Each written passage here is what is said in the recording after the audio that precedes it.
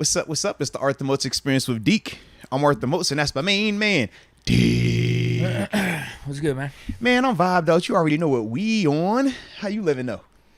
Great, excellent. I like to hear that. I was actually lying to you, man. I am not all right today, man. I am in full-fledged recovery mode, Deke. The weekend obviously was a dope weekend. You know, I think last time we talked was Friday, was it? No, it was Wednesday because we didn't even have a show on Friday. You're right.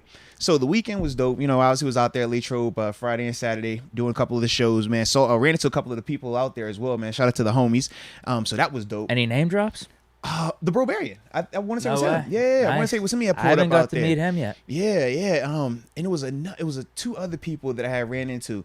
I couldn't remember their name because I still had like the headset, so we were like live and stuff like that. But it was a dope little vibe out there. But yesterday, one of the homies got married. You feel me? Sunday. On a Sunday. So On the Lord's Day. we were just talking on Wednesday. What did we say? Like, yo, man, we gotta get back to the homies. Like you was talking about, I think you were going to see your people. You had just got done with your people. Yeah, I got some movements going on these weekends going on. Yeah. So literally this was one of those, oh, we got a reason. So we turn up, you know, and what it starts out as, it's supposed to be buttoned up, you know, ceremonial, you know how it is, ceremonious. So we're good. And then the reception started. Champagne started to flow. The tequila shots made their rounds.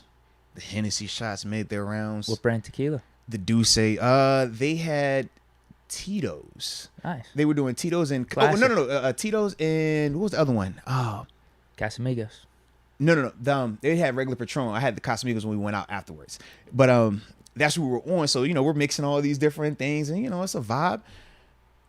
And at the end, I'm like, okay, you know, I'm always plant based, so I got that working in my system while we getting the drink. So you know, that's always deadly. The crossfade. But what happened? This is what tipped my scale, because usually, you know, I'm like, yo, I'm gonna go to this limit, but I feel good. I'm functioning. Don't worry about me. What tipped me was, wifey of all people hit me, was like, yo, babe. So they said they trying to go over here after the spot. Oh, now you know you can't be the one to be like, nah. Yeah. So I'm sitting here like, all right, I know what the schedule is tomorrow. I know everything I got starting in the morning all the way down to the night. Oh, we in for one of them days. But I couldn't turn it down because wifey asked, you know, so we like, yo, let's pull up. Wifey, you drive. That was my only stipulation. I said, if we going to do this, you got to be driving all night just so you know what I'm on. So she drove. We ended up, tearing it down, shutting down one of them spots till 2 a.m. Yeah. Then before you know it, that alarm hit this one. And I was like, God, why? What have I done to myself? So this whole day, everything I've been doing is like, all right, I'm almost there to where I can just close my eyes and just recover. I've been pumping the fluids. My voice hurts. Mickey D's? I have actually. That's the one thing. Need some Gracie. Bro, I literally, today I've had time to eat, like, I had a bowl of ramen. For good. the coach. Shout out to the, you know what I mean? I was like, yo, let me go old school. Let me get the ramen in there. So I got that, but I've been drinking a lot of water. So just, you know, fair warning. If y'all see me hop up out of here for a little bit, it's because I got to go empty it out. You know what I mean? I've been pumping the fluid so that way I can give y'all a show today, you know? So we here. That's the vibe that we on. But yeah, other than that, man, it's game time, right? Yeah. Pads came on today, man, so I'm super hyped about that, man. Yeah, because we didn't really get to talk since Wednesday. And that was just the first practice. We just hit the tip of the iceberg. So some stuff has happened since. A lot has happened since, man, without a doubt. So what we'll do is we'll start the show like we won't start like we normally do. I just looked down at the screen. I just saw some beautiful color on this screen. Do you see the color that I'm referring to, Deke? I'm seeing a lot of colors. But yes, I do see a main color. Yeah. So typically we start the show off with fuchsia shout-outs. color. Is this fuchsia? Yeah, it's one of them colors, right? But we're going to start it with this beautiful fuchsia, and then we will go ahead and progress after that. So, Deke, let's go ahead and get this thing popping, baby. Well, we got AJ Martinez dropping a 50 burger. Says, Ooh, for you, salute you. Deke Diggler. Let's go. He has in quotation marks, Sanctuary 7. Did I miss Never heard that one before. Sanctuary 7? I don't know what that means. I don't know. It's got to be something good, though. I'm hoping it's good, right? Or, yeah, because it's sanctuary. Yeah, I'm sanctuary. trying to think. That's in the sanctuary. What do you have in the sanctuary? You got place church, place of worship, place funerals, of reflection. Or is he saying it's a funeral? I don't think it's a funeral. No. Okay, I was just checking because I was like, yeah, it's a sanctuary. Yeah, right. What, sanctuary of a church will do that. Yeah. They never did them. I'm not 100% sure. I never attended a funeral at my church growing up. It was like a big ass. Okay, yeah. And the sanctuary was huge, but I could see in Catholic church. Yeah. So like I know like back where I'm from, we have funerals at like the church. Yeah. So it made me think it was like the sanctuary. It was like, yeah, it's literally right where the praise and worship team would be at. Be a coffin there. You'd be like, bruh, this is weird, man. I was just here yesterday. There was a dead body there. Now y'all singing, talking about praise the Lord. I'm it gets real awkward at times, bro. This got to be positive because I think AJ Martinez has been on Seven's side. That's what I was thinking. With all of his chats up to this point. Okay. So I think it's a good thing. But you know what? No, he's got a few. I was going to say one of his other ones, he dropped to 20. I was just going to keep reading some of his just because whenever you're dropping that much and supporting the show like that, why don't we just if that's keep him as the AJ, headliner? If AJ did that, then go ahead and let's spin the block on him, man. Let's do it. Let's just have him as the headliner. If AJ, he got like 3 or 4 more. Bro, when you hop out, I mean, essentially you just said he dropped 70 up front. Yeah. No, it's more than that. It's probably close to 100. That's what I'm saying. If the show ain't even started yet and you dropping that, Deke, what type of people would we be if we didn't acknowledge him? If we did not talk about him? We'd be scumbags. Like, bro, we not no regular YouTubers. Like, regular YouTubers do that type of stuff. They just take it and just run. We ain't doing that, man. We for the people. We are service people. We are service providers. Come on now. Well, he tried warning us in his first one. Says the AJ assault is coming right up. I like it. Let's get it, man. And then he says, I agree, send 18 down the river. So someone must have mentioned 18 down cutting Deontay. Yeah, Okay. That was Jacob Malesio. We can get back to him. We'll get back to that because we got Deontay on the docket today. We got plenty that we're going to be discussing today. AJ Martinez says Tata's 10. I have a bad feeling is going to get pulled early in the season. Go.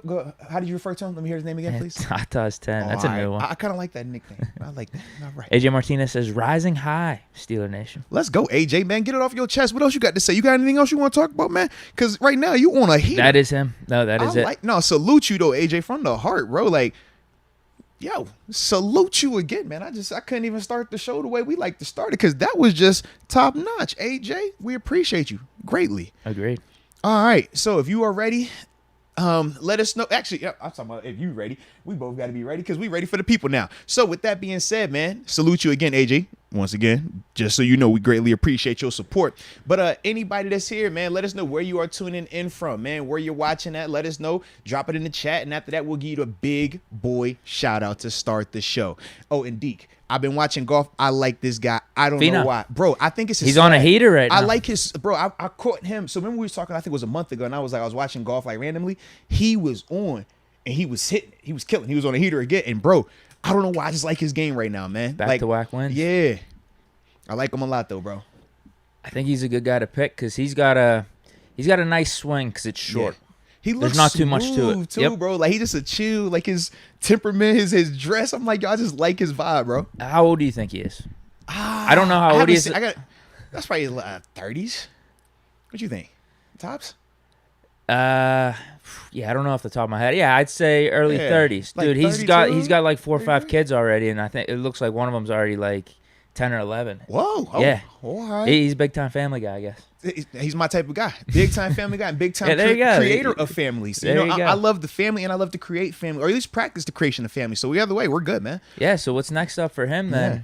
He's been winning multiple tournaments. He's got to win a major, though. Okay. To this point. But he's a good guy for me to be rooting for, at least. I think so. I think he's a good golf guy. Yeah. No doubt then. I think a lot of people like him. A lot of people have been rooting for him these last couple of years, too, because they've been waiting for him to break out like this. Okay. Now, these aren't the most elaborate fields. Yeah. But to get 2 wins back-to-back, he's been playing good all season. He's been playing good recently, too. Yeah. He's always, in the mix, top 20, top 10. Mm-hmm. But, yeah, I think he's a good guy to root for. Nah, no doubt. So he's your guy. He's your number one guy? Right now, I like him a lot, bro. That works.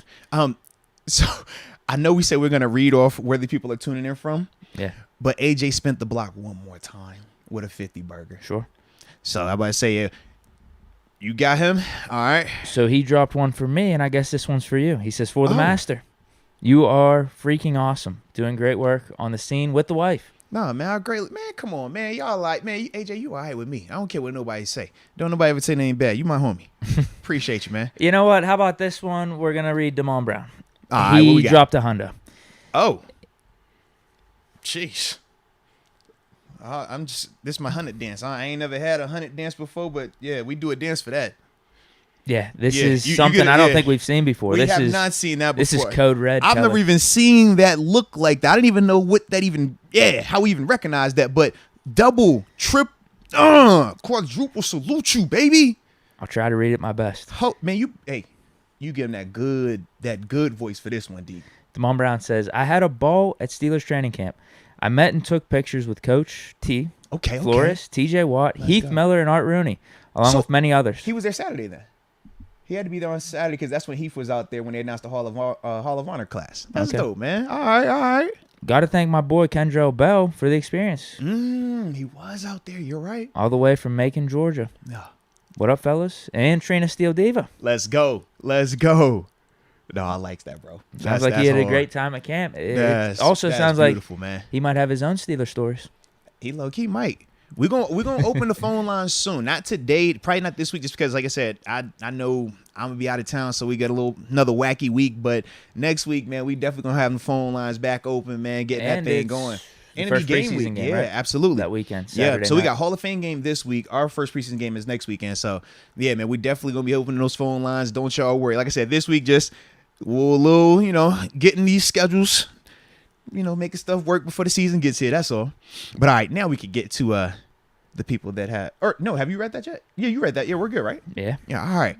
So, with that being said, I'll read off these regular chats. Richard Arbizo tuning in from the 310 Carson, California. Heading back to work from lunch right now. Shout out to you, baby. Hope your lunch was good. But whatever you do, don't work too hard. Louis G, the 956, Mission, Texas, baby. Love it. Stang Mang 21, still a gang 951. Cali, Riverside, in his house. Love it. And we can't forget my man Brian Wilson. Sup, fellas? U57. I don't know where that is, but it sounds pretty cool, so I'm just gonna roll with it. Or maybe it was 757. It is because I see another comment. He does say 757, and I was looking on the keyboard. Yeah, so I thought, I was like, the U and the 7 is close. So you from the crib, casa, love it, baby, love it. All right. Oh, and Isaiah Aguilar, he says, from the 602 Phoenix AZ, but guess where he's on the way to? I don't know. He's going to Mars. Okay. You better believe it. All right, you got some more you want to hit on? Yeah, sure. All right, we got Jacob Alessio, 919NC in the house as always. Let's go, Jacob. Rod Dollars, 330, Youngstown, Ohio. Can't forget Rod. Everywhere. I love Rod. Rod be a part. Like, you do anything media, Rod tuning in. Salute you, baby. Absolutely. Says share a line, baby. Douglas Meek. York, PA, the 717. How about this name? Naughty or Nice? Ooh. The 973, Orange, New Jersey. Second round job interview went well, and now I'm doing a writing test with the third round interview coming up. Let's get it, man. Keep me in your prayers, please. Let's get it. No, heck yeah, man. Keep it going, man. We definitely gonna be thinking about you, man. And every time you get something positive, man, you bring it up and you talk about it to us, man. We shout you out for that, man. So when you do finally get that finished up, man, we're gonna let you know, or you let us know. We're gonna shout you out some more, baby. Absolutely. And then I'll read two more. Nicholas Felton, 337 Lafayette. Let's get it. L.A. What'd you call I it? guess that's Louisiana. Yeah. Lafayette. Yeah. Okay. Down in I was about to say New Orleans. That ain't New Orleans. It's close though. Yeah. John Easton, 619, San Diego. Oh, okay. Booyaka. There it is. Is that a vibe over there? I've heard it, but it's like I don't even know what that. What is like that? OG. Is that a city or what? What? San Diego? No, Booyaka. No, is that a little town next to San Diego? Why are you saying it like that? Booyaka. It's Booyaka. Oh, okay. Yeah, Booyaka. Booyaka. Yeah, that's what I was. That's how I've It's heard a chant. Yeah, like KRS-One. I think he used to say it like think like 90s, early 90s, like hip hop type stuff. That's at least my introduction to it. That's my understanding of it. I do not believe that's the actual city though. Okay. Yeah. I was like, Shoot the rock. Booyaka. Last one. 312 Chicago, Illinois. Ooh, the shot. Let's get it, man. And I think that's it. All right. So, with that being said, man, yeah, you got first one. I see you in the building, Cal. What it do? He says, "What up, fellas? Deshaun got lucky." # Momentum Mondays. I hear you. Now, we're going to talk about the Deshaun thing, man, really, really quick. Trust me on that, man. We're going to get through these supers. We definitely hopping into that, man. Cal Monier says, Kenny making kids cry tears of joy. He's a legend already. Yo, I heard he had the fan, like sign for somebody. I seen something like somebody sent me something where he was doing something with was it a young lady fan? I think it was at the top of the hill, top of the stairs coming down. It was a little dope, little vibe. Oh, this might have been. I thought there was. Or was it another video? Yeah, I think there might be multiple then. Oh, it could be there. Yeah. I think there was one that was close to the field, And some kid was just pulling out because he got to meet Kenny Pickett. Serious? Yeah, and he signed his autograph and everything. That's dope. I like it. AJ Martinez giving us some support. This was one of the early ones he dropped. And then Cal Monier says 5 things we need. 1, splash plays from Mason. Mm-hmm. 2, more Kenny action. Mm-hmm. 3, Deke's band name. Facts. 4, Deke's address. I'll drop that in the chat. Don't worry about it. 5, an Art Rooney story from Official Momentum. I mean, that would be like the show, like, bucket list, checklist, or whatever you want to, bingo card, however we want to call it. If all that happened in one day, man, that'd be perfect. How many are we actually going to get out of those 5? I'm saying 2 or 3. I'm saying at least 3. We getting 3 through 5. 2.5 or 3. We're getting 3 through 5 guaranteed. I like 3 through 5. 1 and 2 is why I'm iffy on, but 3 through 5. I was thinking 2 and 5 for sure. No, 1 no. is 3 and 4 half. 100%. 1 is 50-50. 3 and 4 is 100% gonna happen. I can feel it. 3 might actually. Well, let's say 3.5 then. I'd say 3.5. You don't like 4? 4's not getting out there? I thought 4 was the shoe-in. No way. What? You're not gonna tell people your address, Deke? I can't do that. I can't do that. Now he care about privacy. Now he don't want people to know where he live at. I can't believe you, Deke. You something else. Jacob Alessio, this goes back to the AJ Martinez comment that he was referring to. He says, cut Deontay. He's already hurting the team. Ooh. He's had it. Already hurting the team. All right, okay. I don't think he's hurting us yet. No, we're going to talk about it. We'll talk about it. Trust me, we will. We got Richard Arbizo saying, rest in peace to Bill Russell. Rare breed, man. Like Ali and Jackie Robinson. Facts. And who would have thought I got Ali on my shirt today too, man? But no, man, Bill Russell passed away over the weekend. 88 years old, 11-time champion, player, coach, champion, coach actual multiple spots too, man. Just leader. Yeah, one of those one of the great Americans of all time. Seriously, man, activist, a leader of the culture. Like, you talk about Bill Russell's impact on life. Like, you talk about a guy that transcends just his sport. Kind of like we talked about when Kobe passed away. Like, it transcends just basketball. Certain guys are just bigger than that. Bill is definitely one of those dudes, man. It's crazy to think, like, Bill, I feel like we just saw him handing out the trophy, you know, when the Warriors won it, man. And it's just one of them things where you just never know when you're going to pass away. But 88 years old. They said peacefully. Dude, 88 years, man, that's a blessing. Yeah. I ain't gonna lie. He looked good, too. He did. Like, he's always at these NBA games and stuff. He always looked the same age every time. I feel like he's been looking the same since like 2014. Yeah. I'm just like, yo, he's like Morgan Freeman and Samuel. No, not Samuel. He's like Clint Eastwood. Like, they just always are. Yeah. Oh, I don't know why. They just always like, I'm like, are you 90? Like, I just think you're 90 with Samuel every day, bro. Jackson, you mentioned him. I think he's somehow young still. Yeah. Like, he looks like he's 50. Yeah. He's probably like 70. He's definitely like in his 70s, bro. He's looked the same over these past 20, 25 years, like in a good way, where he hasn't aged. He hit a little phase, like where he went from Coming to America, Samuel Jackson, to like where he's at now is like he's been here for like 20 years. Yeah. Yeah, but no, man, moment of silence with my man Bill Russell, man. Icon, a legend, not just to NBA, but to the sports world in general, man. So give him a moment.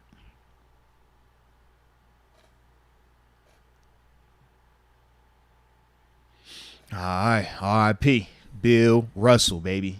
Then we got Official Momentum. Let's go, man. I'm about to say, man, where you at Official Momentum now? You know, it ain't a show till you come in here now. Where you at? There y'all. I feel you. How you doing? Says happy Monday, everyone, and has some prayer hands as well. Nah, salute, man. All right, Official Momentum again. This is also rest in peace, Bill Russell, 11-time NBA champion. Yeah. Oh, yeah. Nichelle Nichols. Star Trek. I'm not familiar with Star Trek. I'm a Star Wars guy. Oh, okay. Funny thing, I love Star Wars way more, but when I initially started watching like sci-fi, it was Star Trek. My dad, he loved Star Trek, bro. That was like his thing. I was like the little kid that it was a character on Star Trek. He used to wear this like thing on his face, right? So I would take my sister's headband, put it on my eyes, walk around like I'm this cat. A Cyclops type of look. You know what I'm saying? It was a vibe, bro. It was a vibe. Shout out to Star Trek out there. And then also, Disney cartoon movie contributor. Pat Carroll was Ursula from The Little Mermaid. You know, Official Momentum would be all over that news. Oh, you better believe it. What I'm catching on to with Official Momentum, he's a Disney guy. Yeah. I'm a Disney guy. So I think that's why we connect so well, because he brings up all of my nostalgia type movies. You know what I mean? Like, I'm with you on this, bro. Let's go. Dingle Hopper. Come on, Pat. Come on now. Official Momentum says 6 games for Deshaun! ! And then says start Dobbs or Josh. I'm assuming he means start Brissett or Dobbs. Yeah. Well, I'm always riding with my dog Dobbs. That's the homie. You know that. I'm biased. You want to see a Dobbs-Mason matchup Thursday night? Week 3? It'd only be right. It would. I didn't even think of that particular matchup. It's definitely a long shot. It is, but I would love it. I think I would love it. Brissett would probably have to get hurt. Yeah, it's some capacity. Yeah. Mason just got. Yeah, that's what I mean. Who knows? Who knows about this quarterback competition? We're going to talk about it. Jacob Alessio says, shout out to the lower room. Hit that titty match. Oh, hit that like titty match. Oh, I was about to say hit the tata. You don't want to hit the tata. You got to be jumped with the tatas. Nah, come on. Brett Allison, upper room member. Hey. All right. Let me get to you. Here we go. Brett. What up, Brett Allison? What's happening? But more importantly, Brett, welcome to the upper room. Yes, indeed. And that's with the hurt voice. I'm just throwing that out there. So I let you know I really appreciate you joining this family, this community. Appreciate you. Fish Momentum. I actually need to apologize to him as well before I read this. What's up? Says Deke was at the Rivers Casino, but had a B-Day party. Oh, dude, I am not kidding you. What? He needed to promote it a little bit more, I think, because I forgot about Ambition. I was down at the Rivers Casino, so I'm celebrating a birthday for my buddy. We were down like Shady Side, East End area for dinner and stuff, having drinks. And it hits like 8 o'clock or something like that. Yeah. And everyone wanted to go to the casino. I'm not a big gambler like that. I don't do blackjack, but I went. I just like watched the Pirates game. Yeah. But yeah, we were there for probably an hour 15. If I would have remembered, I would have easily went down. Did you see Official Momentum? No. I just went straight to the sports book and watched the Pirate game. They blew a 2-0 lead. Wow. That's crazy.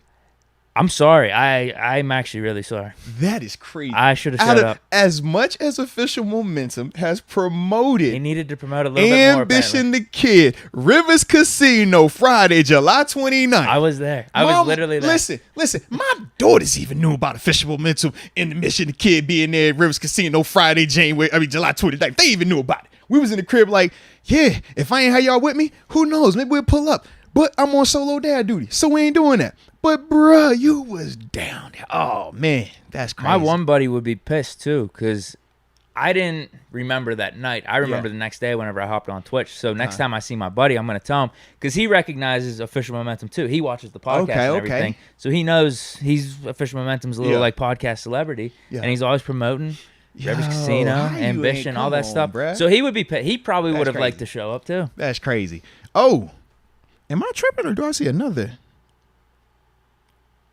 What happened? I feel like AJ just spent the block again. You think? He did. He dropped the scene up. I'm about to say I'm not tripping, right? Okay. Hold on. Just give him a round of applause. Definitely need a clap for that. Thanks, dude. No, man, from the heart, bro. From the heart. We greatly appreciate you. Holy cow. No, salute, man. God, dog. AJ, man, you all right with me? I don't care what no one say. If anybody got anything to say to you, you tell them come holler at me. All right? Sheesh. Shout out to you, though. He says, the end and the beginning at once.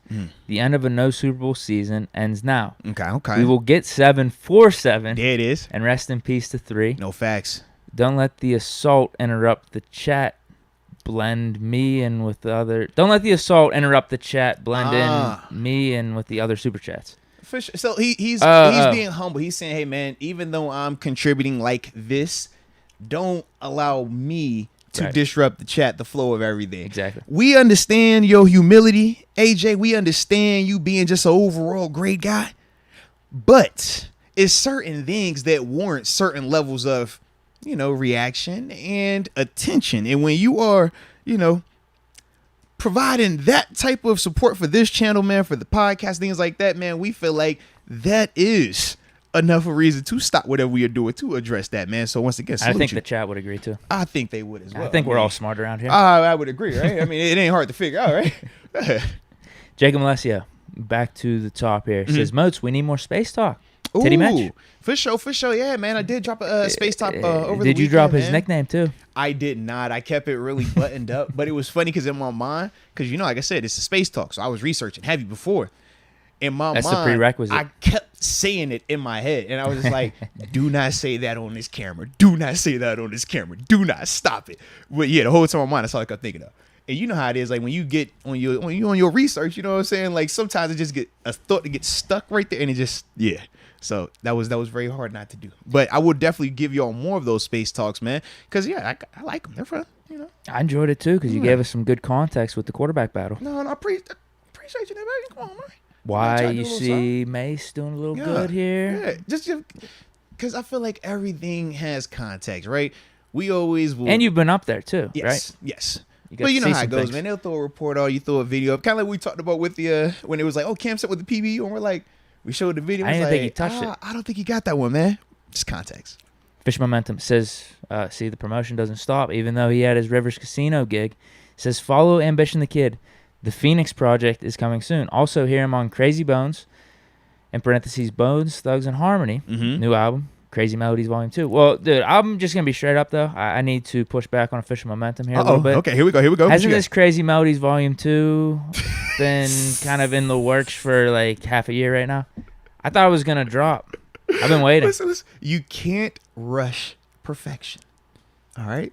Ambition the Kid, he had to do his thing. Now we're getting Crazy Melodies. All right?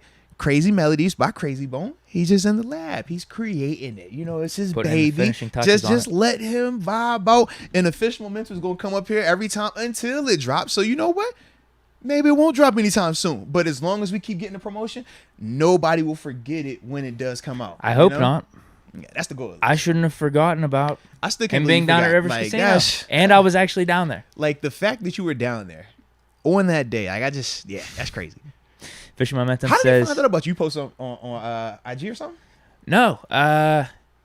He was on my Twitch stream on Saturday and just mentioned something. He was like, Ambition down at Rivers was a movie. It was like awesome. Yeah. And I was like, wow. I was at Rivers yesterday. That's crazy. Then I told him the whole backstory and apologized to him. I'm like, wow, I would have definitely stopped through. Yeah. It wasn't on purpose at all. No, that's dope, though. That's dope. I'm glad that everything was able to get worked out, though.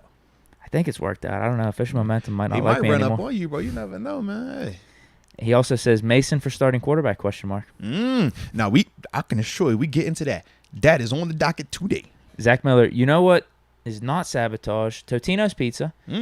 Is he talking about the pizza rolls? The box. The little box, yeah. Those are good. Blue Moon and the Moats and Deke podcast. Salute, baby. Shout out to George Pickens. Nah, George Pickens on one, man. You better believe it.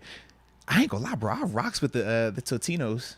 Those are really good. Heck yeah, bro. Like those and bagel bites. Man, I wish I would have had one of them last night. The problem was too, you know how you get to that point where it's like, yo, I'm past my limit. You know that feeling is like, yo, I'm about to be a liability if I have one more of them things. Like I was in that phase and I wasn't even thinking about food when I came in. And then when I woke up this morning, I was like ravenous. I was trying to eat everything, but I couldn't have time to eat everything. It was one of them dilemmas. But nah, man, shout out to Totino's though, baby. Yes, that's the recovery. The King Herc, Moats.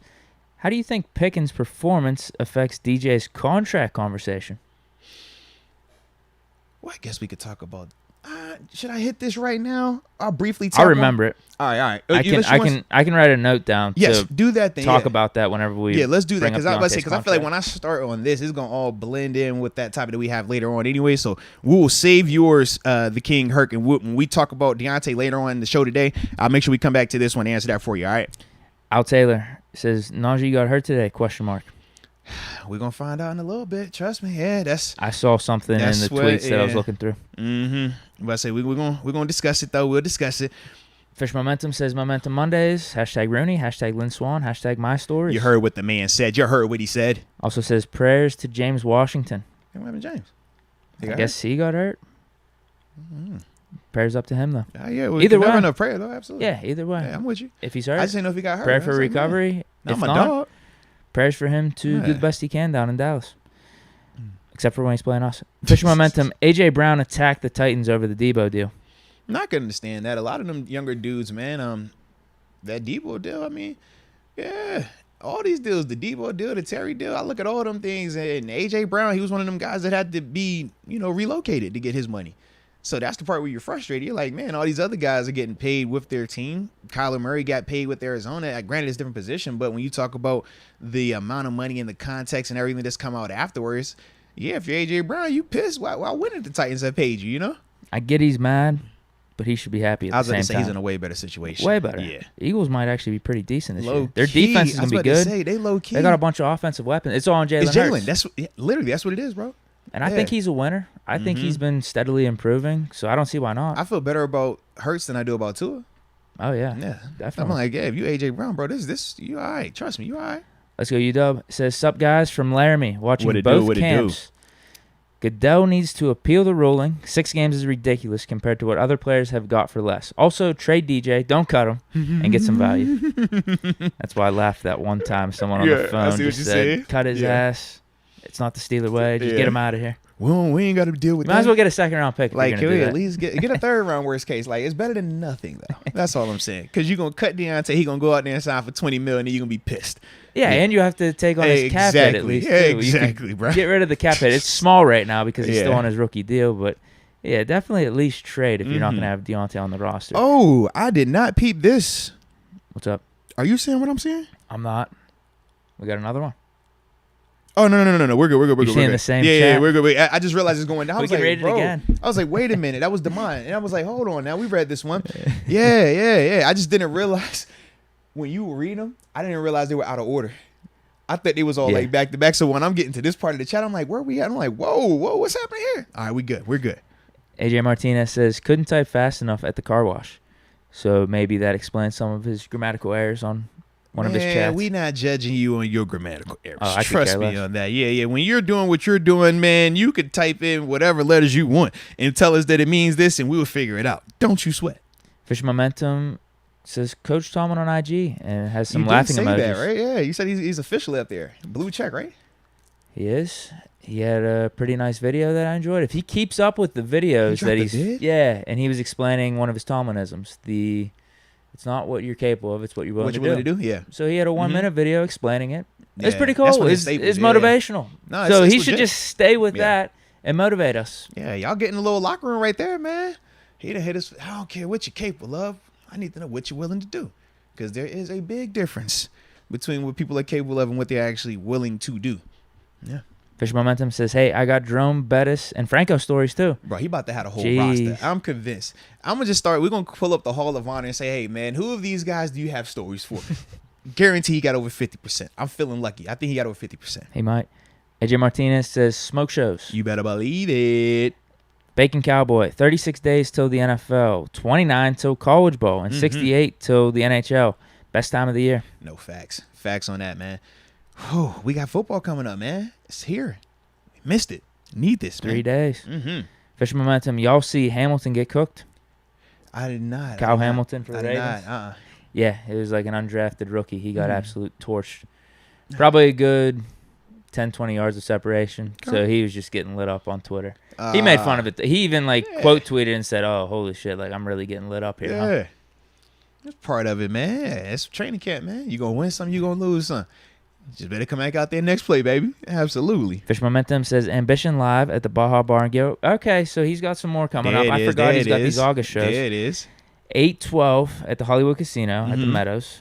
8/26 is at Seven Springs Wine Fest. Okay. 8/27 at Baja Bar and Grill again.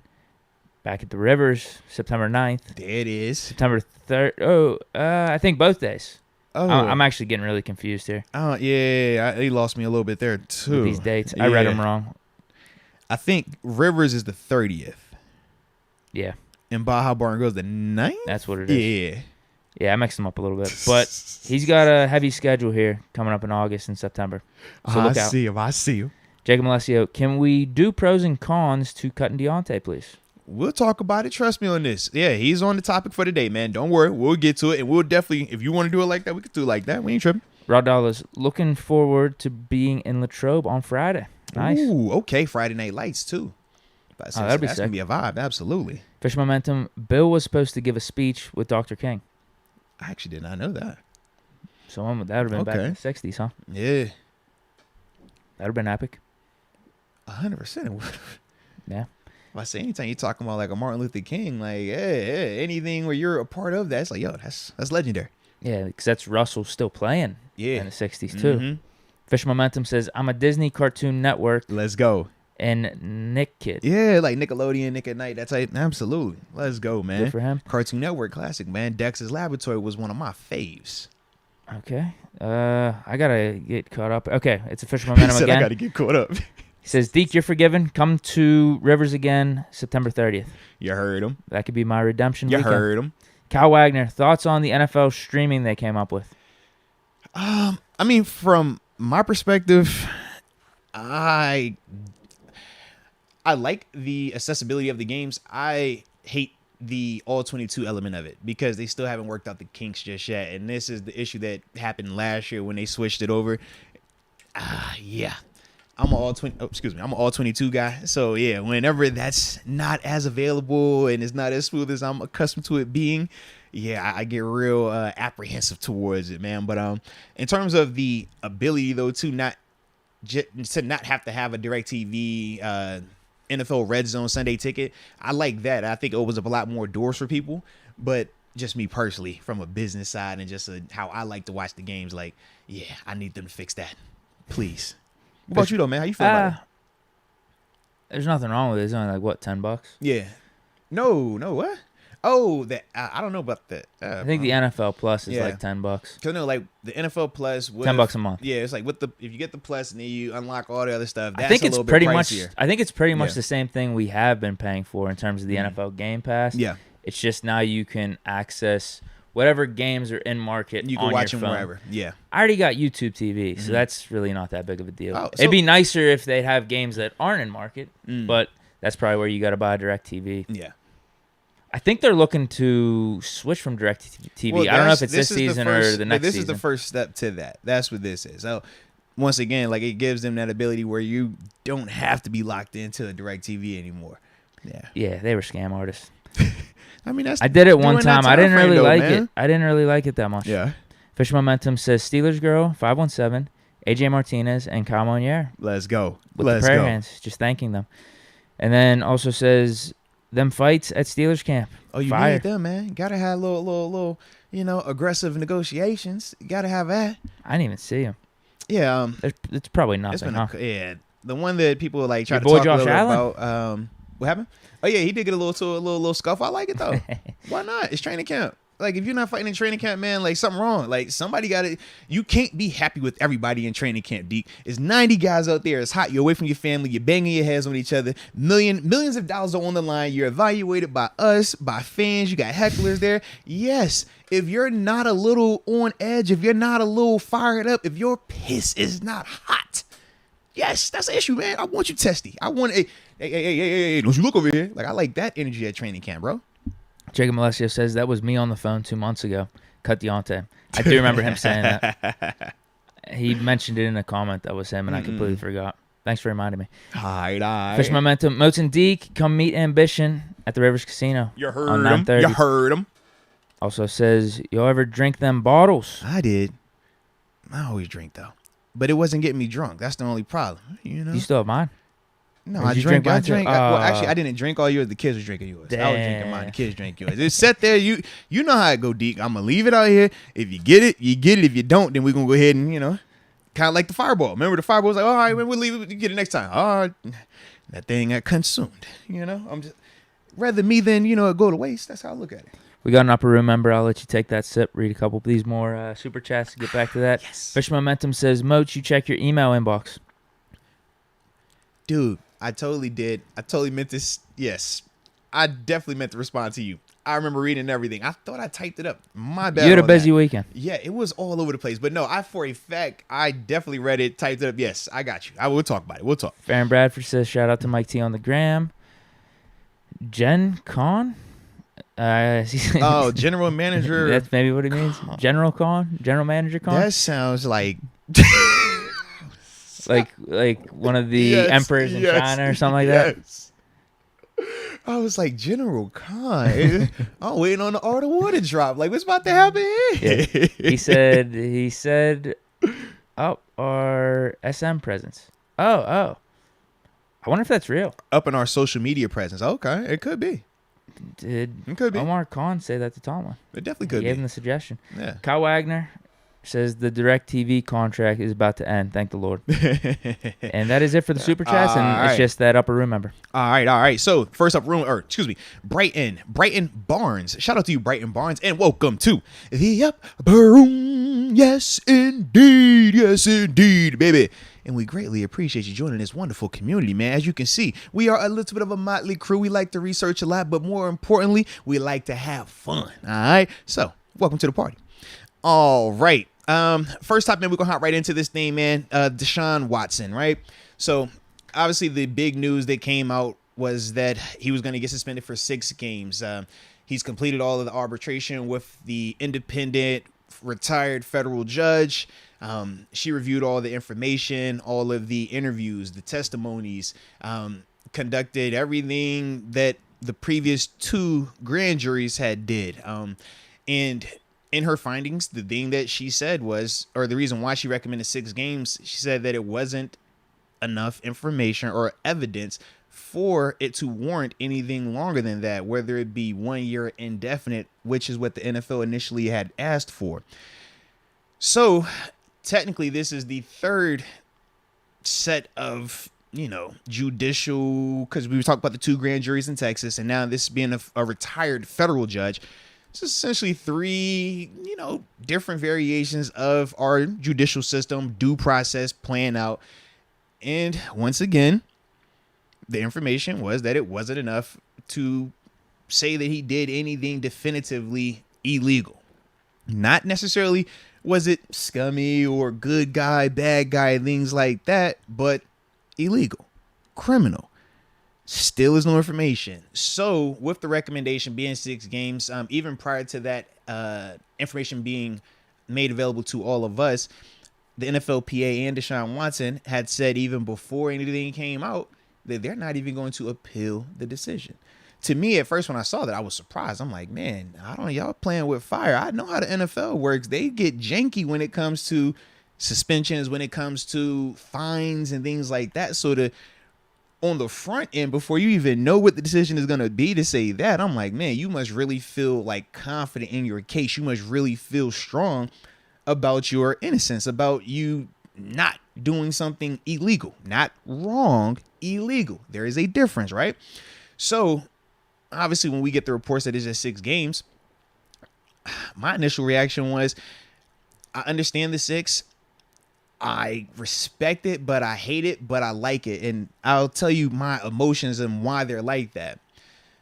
The part that I hate about the 6 games is, it's like, man, you're essentially telling me that we can have a guy go through 3 different forms of due process, be cleared 3 separate times, and that is still not good enough. That's what you're telling me right now. When we see the fans, when we see the different media members that have these hard stances, hey, man, he never should play again. It's like, why? Not just the accusations, because accusations, as we talked about, is he say, she say, is word of mouth. And we could talk about the timing of it, how they all, materialized and things like that. But regardless of all of that, at the end of the day, 3 separate occasions, due process, something that we talk about, we hang our hats on arrogantly as a country compared to other countries that do not operate with due process, that do not operate with a judicial system. 3 separate occasions, this guy has been proven that, we can't say he's done anything illegal. We can't prove any of that. There isn't enough evidence. 20-something chicks, right? Out of all of them, we can't find one. Not even just a little bit. That's the part that makes me like really pissed off about the 6 game, because it's like, well, dang, what was the purpose of that? What was the purpose of the court system? What's the purpose of an independent arbitrator? What's the purpose of 2 grand juries? What's the purpose of evidence if the response isn't appealing to what we like? We're going to talk crazy about it and say, nah. It's like, bro, this is 3 separate occasions. I could even understand with the O.J. Simpson thing, right? Not to change it crazily, but it was a one-time thing, right? So you could say, hey, man, maybe he got lucky that day. But this is 3 separate occasions. I'm like, okay, you got lucky the first time. All right, cool. What about the other 2 times?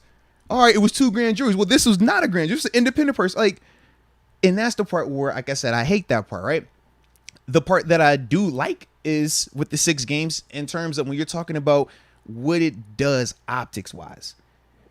We know in the NFL, you're guilty you're guilty until proven innocent. That's just what it's like being a public figure. We understand that. And we understand that even though it's not always fair, we are held to a higher standard than most of the public. Right, wrong, and different. It's just the cost of doing business. We understand that. So when you do anything to jeopardize the integrity of the NFL, and the key word was the integrity of the NFL, very similar to what Calvin Ridley with the Atlanta Falcons did, right? You're jeopardizing the integrity of the NFL. Calvin with the betting on games, it's a little harsher when you're talking about the integrity. Whereas for Deshaun, it was more the face of it, right? Because it's not saying that, hey, what he did can impact the game one way or the other.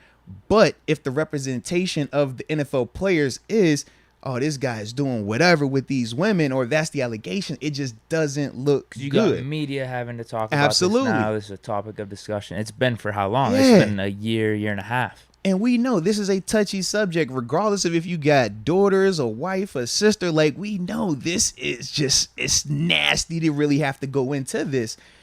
So optic wise, it's like, yeah, man, we do have to discipline him for that. We do need to say, hey, set a precedent that, yo, just around the league. And this isn't nothing new. We've seen this plenty of times. Guys get suspended without being convicted. Guys get suspended without having anything criminal. So to me, I looked at this and I said, you know what? That's status quo. I like that right there. Cool. 6 games. They're not gonna appeal it. You take that, man. It is what it is. But then the part that I'm like, about is, I get the no evidence part. I get the part that we've had 3 separate trials and he's been found where it wasn't enough evidence. But in the back of my mind, it's always that where there's smoke, is there really fire? And that's the part where I'm just like, yo, if it did just once with any of them, then it's like, God, why is he here? But none of us were there. I'm not one of the females and I'm not Deshaun Watson, and I wasn't in that room. I wasn't there for all of the testimonies. None of us were. None of us have that information. So we're still just guessing. That's it. So it's like, man, I hate that I even think like that, but I'm just like, dang, that's a lot of people right there. Even though I'm seeing, okay, 3 official rulings here, it's still just like, yo, all right. It's not one of y'all, like, or all y'all lying. Like, what's going on here? Like, that's the part where I'm just kind of conflicted with it. But that's kind of all my emotions balled up right there. And that's why I wanted to just get that off, you know? Yeah, that was pretty well said. Yeah, so my reaction, I don't think this really has changed anything, right? Because the same set of information that has been given to the public has been here. Mm-hmm. For the last, how long? Since a year? 6 months? Yeah, there's been more and more information as we went, but I think some of this stuff really started to come down with what the grand jury and him getting cleared. When they first traded that was back in March. So I don't think much information has changed. The trade happened first, then the grand jury was after that, if I remember correctly, right? No. He got cleared by the grand jury. Right after. And then there was 2 more that popped up. Yeah, and then he had the second grand jury. You're right. Yeah. So, my thinking is, I don't know. What do you do? What do you do about it? I don't have this big, strong opinion one way or another, because you're right. Smoke their fire, scumbag. This feels weird. Yeah. But then at the same time, cleared legally. But also think about the timing. Do you want the NFL to be the one to determine if this guy should be going to jail or not? No, we set this up for judges, the grand jury. We have a whole judicial system for that. So he was cleared that way. Now then he was cleared through the NFL's jury system, in a sense, with this private retired federal judge. Yeah, I guess that's my point. What other way would you want it done? Because he's cleared societally, right? Yeah. And then I get the NFL doing their own process with it, obviously, because he's employed by the NFL. Even with that is still hilarious. I'm like, so you're telling me your investigation is bigger than the government's investigation, right? Our judicial system's investigation. Twice they've said nothing, but y'all say, yo, we're gonna do our own thing anyways. Even with that, it's that's fine, right? It's fine, but it still is always funny. Dang, y'all more important than with And I think they're trying to do it. Yeah. In a way, like I said, how would you do it differently, where they have this third-party judge involved? Yeah. And now this shouldn't affect things because judges are supposed to be pretty impartial, but a female judge. Yeah. Right? So she came down with her decision, where in the past it was always just NFL, Roger Goodell, Judge Jury, Executioner. So, what way would you want this to be played out any differently? Yeah. You get what I mean? We have all these systems in place, and he's gone through all these systems. He's cleared societally, and then he goes to the NFL, this whole scenario, and then they decide 6 games. What else can you do, really? can you stop him from being employed using his talents?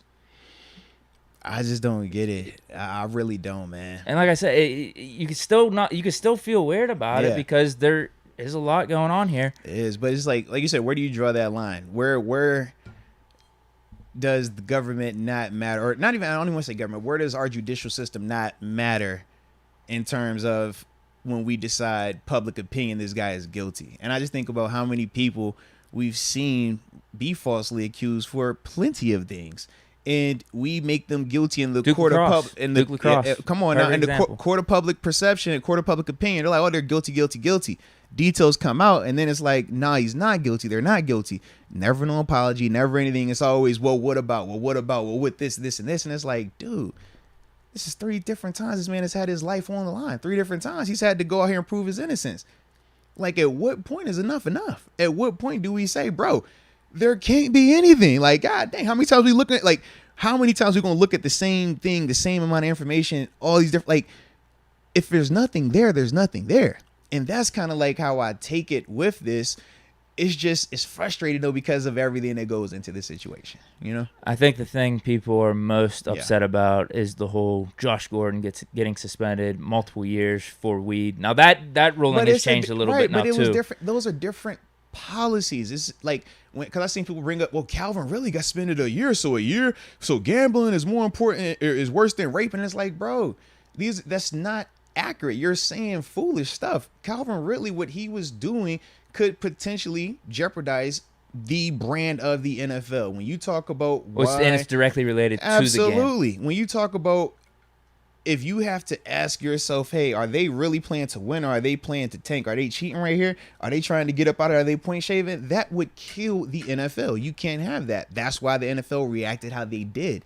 When you're talking about what Deshaun is being accused of, that is very different. That doesn't deal with the on-field product. That deals with the perception, the brand of it, but is not directly impacting, nor is it even in question for directly impacting the on-field element. That's as simple to put it. Josh Gordon, same situation. When you're talking about the substance abuse policy, well, the NFL is a company that operates how they want to operate, right? So no different than any other company that's in the world, especially in America, right? You could be in a state where weed is free, where weed is legal, recreational or medical. If your company says, yo, you can't smoke weed, we tested you. Well, guess what, Deke? If you go and smoke that weed, what's going to happen when they test you and you fail? Are you going to be able to say, well, it's legal here, man, what's going on? No, that company is going to fire you. They're going to say, no, I don't want you here because you could not do what we asked you to do. So that's the difference when we're talking about why those guys got suspended as much or as long as they did versus Deshaun's situation right here. Gray off the field, and this is the whole process kind of played out because of that. Zeke is like this. You talk about Ben's situation was like this. It's not on field, but perception. It doesn't look the best. So you have to do something. And the NFL wanted a year. Right? That's the other thing, too. They did. They definitely did. And they've set up this, I don't know when they did it, how recently this was to get this third-party judge involved. Yeah. But they wanted a year. So, I mean, if you want to complain to the NFL for not trying to come down hard enough, like, that was it. But then I'm sure more people are going to complain and say, like, oh, year for Deshaun Watson, that shouldn't equal a year like Calvin Ridley. And then week 1, whenever Deshaun Watson plays in like 2023, it's like he shouldn't even be out. Like it's I just think if you wanted to not see Deshaun Watson ever in the NFL, you're never going to change your opinion. Yeah. And if you thought he was guilty day 1, clearly you're not going to change your opinion. If you're still hollering, yo, he shouldn't be out there. He's wrong. He's guilty. He's guilty. It's like, bruh, so you know more than 3 separate judicial processes. You know more than all that. You got more info. You got all the secrets. Like, that's essentially what you're saying when people are like, yo, he still should be suspended. He still shouldn't be out there. I don't care. You're essentially saying that you know more info than the private retired federal judge. I know the community, but I don't think we got a lot of retired federal judges in our situation, right? We don't have a lot of grand jury members in here that I'm aware of. We could. If we do, let us know. But if y'all saying that y'all know more info, y'all had all the facts laid out in front of y'all like how they did, testimonies, etc., and y'all found info, y'all found evidence, well, that's different. But if y'all didn't, what are y'all talking about? That's what I'm trying to figure out. Yeah. Like, where is this information that somebody has to prove that this is wrong, that he was illegal, that he did something where he violated? Like, that's all I'm trying to see. Because right now we just have not had that. So it's like, how many times are we going to keep? You can read the accusation. Yeah, I think that's the thing. You could read the accusations, but at the same time, it is accusation. It's accusation. Like, so you're going to take their word over his word. Either way, you're picking a side. That's all I'm saying. But the independent people, the grand juries, the judge, they've all had both sides, all the info, and they said, yo, he's good. So if they saying that, I don't have that information. Am I better than them?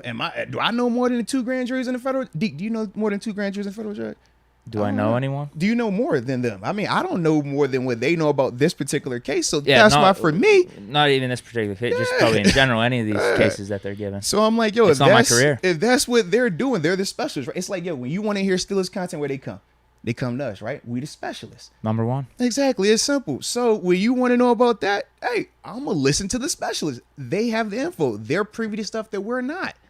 So how am I going to listen to them and say, nah, heck no, nope, you wrong? Like, on what basis? What are we standing on? That's, And I don't think it's being insensitive because not, bro. I think the thing maybe some people are missing is like, obviously, if this stuff is true, no one is condoning Nobody would this. want them. We would say throw them but that's under the question. jail. Is it true or not? So right. What else can we say? So you're supposed to throw him under the jail even if he is innocent? That's what I'm trying to figure out. Are we supposed to crucify him even if he is innocent? Even though we've already said 3 separate occasions, if he is truly innocent, we still supposed to crucify him. We supposed to come up here and talk crazy about him. We still supposed to, every time you see him, spit him and do all that stuff, right? It's like, yo, what are we talking about there? That's what I'm trying to figure out. Like, what's the purpose of even having a trial? What's the purpose of even due process evidence or anything? If that's the case, we just walk around if I don't like you, I'm going to just make up a lie about you, get some of my friends, we can all agree upon it, and now, hey, good luck. Like, if that's what we're doing, because essentially that's what y'all are saying. Not y'all, but the people that have that approach and that opinion. That's what that's what could happen Absolutely. If this didn't take place. If we didn't have these systems in place. Like, he could have lost his career. It would just be a witch altogether, hunt. Be in jail, whatever it is. It would be a witch hunt. And anybody that's read about witch hunts know exactly what I'm talking about. If you just say that's a witch and all of us say, hey, that's witch, what they do? They burn them, right? No due process, no evidence, just all of us agreed, yep, they got to be guilty. I think as a country, we've moved past that. That's why we have a judicial system. That's all. And saying all this is also not saying that the girls aren't right in their accusations. Absolutely. We just literally don't know. We don't know. That's it. We literally don't have a stance on this side or that side. You heard when I said I gave you 3 different stances. One supported him, one was absolutely against him, and one was right in the middle. It's like, bruh, how can you have a 100% hard stance on this situation anyway? Like, that's my thing. Like, for those that do have it, I mean, salute y'all. But for me, I don't know how you can have that based on the information that we know. That's all. And if you get away from the deeper stuff, though, just like football field, good for the Steelers. Missing that first game. Come on, absolutely, baby. That Thursday night game. You know we like that a lot, man. I do need my dog Josh Dobbs out there, though, man. I gotta have him. I gotta have my dog Dobbs out there. Now that I know, I do feel like if Dobbs is there, you are rooting for Mason to be started just for the storyline. Just to see it. 100%, I would. Mason don't got to be. Maybe somebody got hurt going into that week, and Mason had to be the guy. And Dobbs, I just need that matchup for me. Can I get that? I just need that one, man.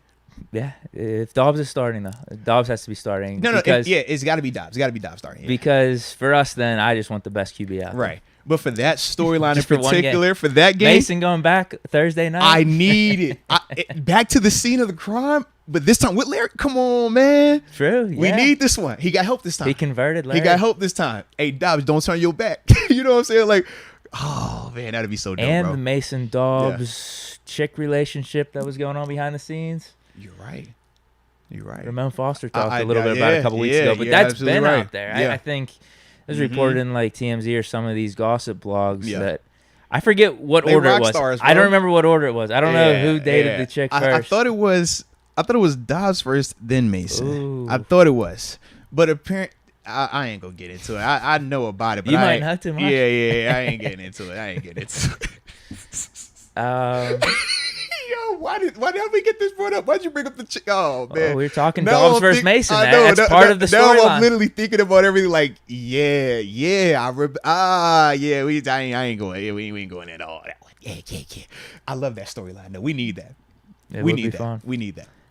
Is that all we got in terms of the Watson news, really? Yes, because I hate talking about this. Yeah. I don't want to. You think, bro? Every time I see I'd rather literally. Like, bro, I would have rather just literally talked about that football portion that we just talked about right there for 2 minutes and move on. I absolutely hate whenever we got to talk about this, bro. I hate it with a passion, bro, because it's like you're damned if you do, you're damned if you don't. You know what I mean? Like, it just sucks. So yes, man, let's just go ahead, baby.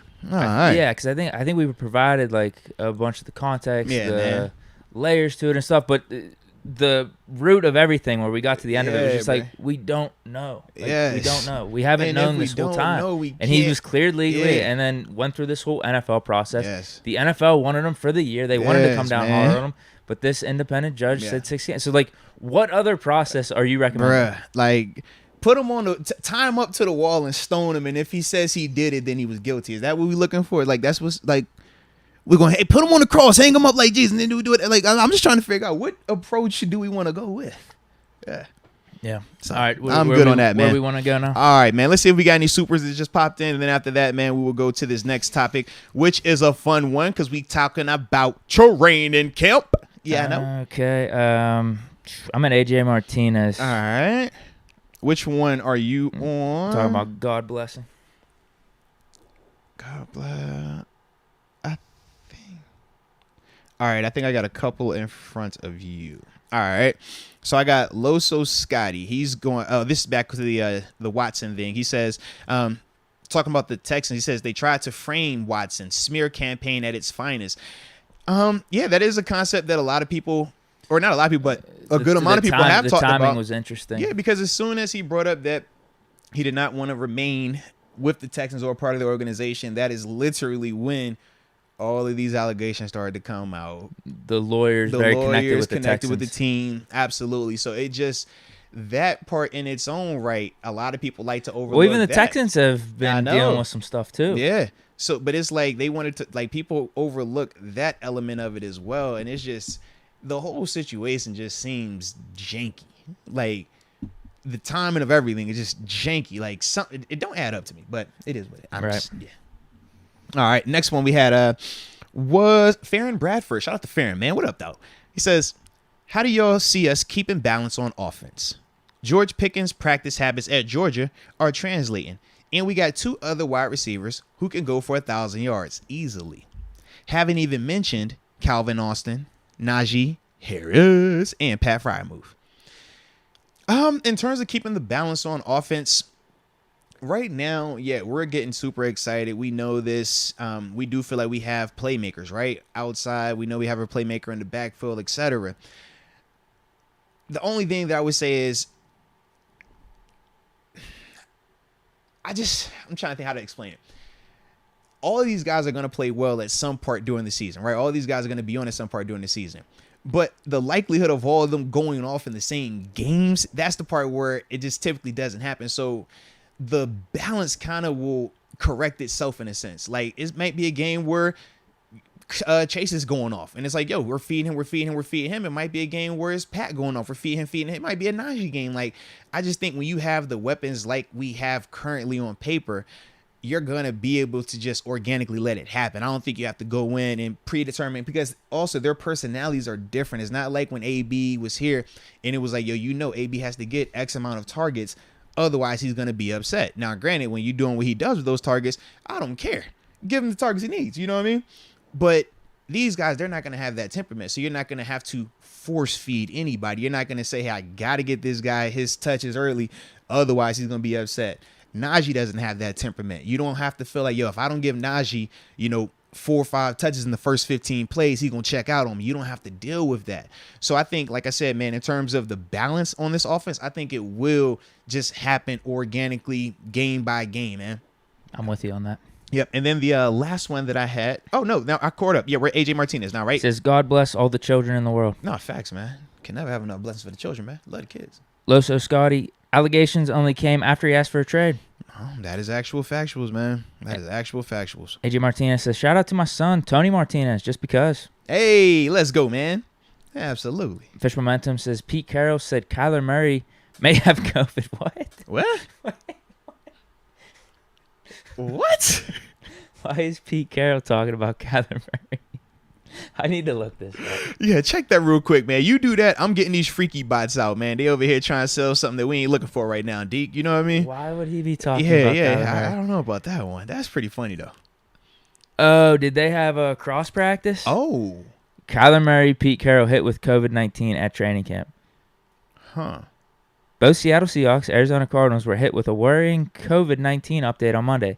Seahawks head coach Pete Carroll and Cardinals star quarterback both tested positive for coronavirus during training camp, meaning they'll be required to be away from the team for at least 5 days while they recover. Did they do a joint practice? Dang. Like, why are they talking about both of them together? You know what I mean? Yeah, I don't know. They trying to, like, cut corners, man, lumping all them dudes in there. It says COVID, man. Just put them all in the same thing, man. The thing that Official Momentum said that was funny is, like, why would Pete Carroll know about Kyler Murray's COVID unless they had the joint practices? Yeah. Why would he be randomly talking up in Seattle saying, hey, I think Kyler's got COVID? I think he got down that in Rona, man. You got to check on that dude over there. Like, what? AJ Martinez, God bless the hurting foster children. The Lord is with you. There will be brighter days. Nah, facts, man. And for all the foster parents out there, man, salute y'all as well, man. AJ Martinez, Deke Diggler, Rolling Sevens, LOL. Let's go. What's Let's that, man? go. It sounds like a team name. Well, Rolling Sevens, I just thought of like the dice game, you know, playing craps, hit the 7. I told you I'm not much of a gambler like better, that. man. What's up, man? Put 5 or better, man. Put 10 on it, man. What's up, baby? How you feeling today, man? You feeling lucky? Or you at that 3? You on that Tracy? You on that CeeLo? What you on, man? 1, 2, 3, work for you, work for me. I do that you with my 4, sports 5, games. 6, what we on, man? About to say, get that dice game going a little. Man, y'all about to have me relapsing over here. Y'all got to chill, man. Chill. Fish Momentum says, what a world we live in. SMH, free my dog Watson. Whew. All right. Also says, Ayo, watch us play Dobbs week 3. I need my the dog Cleveland out Curse. there. I need my dog out there. That's all I'm saying. I need my dog out there. Cal Monier, I wanted to save this, but you know what? He said it in the super chat because I read this on Twitter and I was going to be excited to give you the update. I guess this is a good transition. Mm-hmm. He says, Kenny got second team reps over Mason today. All right. Question mark. So let's talk about it, man. Today was the first padded practice. Shout out to the Steelers for that. Obviously, we talked about on the Space Talk a little bit of this QB rotation. All of last week, we talked about how Kenny Pickett wasn't receiving any 7 shots reps. I think he received 1 on Saturday. Touchdown pass, actually, too, man. Shout out to him for that. But just not a lot of reps. And when you looked at the overall, I think it was... I'm going to shout him out. Alex Kazar, man, for Steelers Depot. I just have his Twitter pulled up. No, so Alex, this is what we're going to use for these updates. Yeah, like I know some media members, like they feel some type of way about Alex and Steelers Depot. I get it. I understand, like, just media stuff behind the scenes. I get it. But in terms of his work, though, man. He's working hard and he's dropping a bunch of info. So how can anyone hate on this? That's my thing. I'm like, in training camp, man, you need this type of stuff. And especially a guy like me who's currently not on social media right now. I was able to, I pull up Steelers Depot, check it out and stuff like that. There's other guys too, but I mean, he seems to be most consistent with it, right? Because in terms of like the charting of stuff, like he had it statted out where you could see the amount of reps, And that's the thing for me. Like I don't necessarily care too much about, I mean, it's a lot of people. I don't really care about their football take, but I want the stats. I need to know. I hope I'm not one of them. You're good. You're good. But it's just in general. It's not. I hope my takes like top 5. You care about it's at least. Coaches that I feel this way about. Trust me on this, man. It goes pretty high up. But when it comes to football knowledge, I do like. I'm one of them dudes. Like I know a lot, and at times I ain't gonna lie. I borderline on arrogance with my football knowledge. I try to work on it. It's just that's one of my things. You know what I mean? But it's like the game. I've been doing it for so long. It's like, yo, how could I not be so confident and entrenched in these like things? But I love how, like I said with Alex, man, he charts the stats. You know what I mean? So like seeing the reps, it's like, all right, you think on paper that it's an even, or all right, this guy's not getting enough reps to evaluate. And it's like, no, it's literally like a 10 snap difference between Mitch, Kenny, and Mason. Mitch and Mason obviously were at probably like a snap or 2 off in terms of total reps throughout the first week of camp. They got more of the 7 shots. Yeah, whereas with Kenny, he was like probably 10 reps down, but he wasn't getting the 7-shot reps, and that was the biggest difference. But when you talk about the overall charting of just on their throws, regardless of situations, Are they completing them or not? Yardage, turnovers, it is really good information, man. So go ahead though, man. I think we just reading from the start. Yeah, man. What you got, man? What happened today, man? Chase Claypool shoulder back. Why today? Why do these freaky bots keep pulling up, bro? Like y'all gotta get out of here, yo. We ain't on that today. Jeez. Another injury. Actually, we got 2 more injuries. Miles Killebrew, Peck remains out. Yeah, because he was out. Hasn't practiced since day one. Yeah. No. But who? Chase was it Friday or Saturday when he went down with the shoulder? Yeah. Connor Hayward, right ankle rolled up on Saturday, and he actually had a pretty good practice apparently with Freiermuth being out because he had the hamstring. Hammy. Yep. Him and what's the DB? I'm drawing a blank on him. Oh my goodness. Casey. Yeah. Casey. Yeah. He says Hayward's in pads. Good sign. So obviously wasn't that serious. Yeah. Marcus Allen injury also out, hamstring. Jeremy McNichols not in pads today. That could be a part of his acclimation, though. Now, granted, we don't always treat it like that. Sometimes you hop a guy in there and throw him out there in the pass as soon as he gets in. But this could be one of those where you're just like, yo, we're getting familiar with him. We're learning him. Just give him that extra day of getting where he needs to be. I don't know 100% on it just yet, but just saying that could be it, you know. Little insight on the receivers. Says usually the tight ends are on the blocking sled, but Frisman Jackson is putting the receivers through it too. Nah, you need that though, man. George Pickens. Yeah. Well, I mean, that's a George Pickens staple though. I mean, think about like we joked about when Chase Claypool. He might need to be the one teaching the rest of the receivers. Yeah, because I was like, you remember when we first drafted him, we saw his tape and was like, oh, he's blocking highlights. Think about Pickens. It was like he going downfield, going up top, but then he has some clips where he's mauling guys. And fighting the Georgia Tech dude. What? Like he has some of those moments where it's like, oh, all right. So yeah, with him, man, I love the fact that they're continuing those type of things. And for him, shoot, just continue to set the tone. Let these people know, like, yo, I don't care who was here before me. I don't care who's here right now, but I'm setting a standard for myself. Y'all either keep up with it or y'all going to fall behind. And that's the energy that he's on. I love it. Love it, man. Not even from the blocking, too. Yeah, and it's not even all that talk either. It's like, yo, we talk about some people are natural alphas. They are natural men out there. They lead. You know, you don't need to do the rah-rah. I don't have to show you up. My play is going to do everything that needs to be said about me. It's going to show. You know exactly who George is. He ain't have to come up here on the mic and say he a dog. We all know what he is, right? He's pretty humble. I listened to one of his interviews. Like, I love that. I'm like, and it's not taking shots at guys that are more vocal. But there is a time and a place, and it's like, man, when the vocal becomes more than the productivity or more than the play, that's where it becomes a little bit of an issue. But for George, man, I just love what he's on right now, man. Okay. Pickett in 7 shots. First pass, fade to Boykin, incomplete. Let's get more to the interesting stuff, though, here. But wait a minute. Do we get any Najee update? I think that's a little bit later. Okay, fair enough. Okay, this is with the 7 shots again. Defense wins overall 5-2. Let's go defense. And this is what Cal Monier was saying. Pickett working ahead of Rudolph that drill. Rudolph only got the final rep. Okay. Uh-oh. Watch out. All right. Can he stock up? Yeah, that's what we want. All right. I think from that right there, I don't think that's a knock on Mason. I think it's just, all right, we're getting Pickett involved a little bit more. All right. I just took it as last week it was Mason's week to get those reps. This week is Kenny's week to get those reps. I thought it's a 3-man competition. But I'm with you, though. When are they going to bump Trubisky down then? When is Pickett or Mason going to get those number 1? But they said there's a process. They said we're also not going to micromanage it, nor are we going to have knee-jerk reactions and all of that. I get it. It's only been, 4 days? 3 days, 4 days? And this was literally their first day in pads. Like, trying to, like, when you're watching dudes in shirts and shorts, I'm like, man, I mean, it's cool, but this is like OTAs for me, man. I need pads. That's what today was. Pads, baby. Okay. Kenny Pickett getting second-team reps. Good throw-off play action to Boykin for 13. Let's go. I don't know if this is interesting, but spirited backs-on-backers drill. Najee, excellent against the power rushes. Good.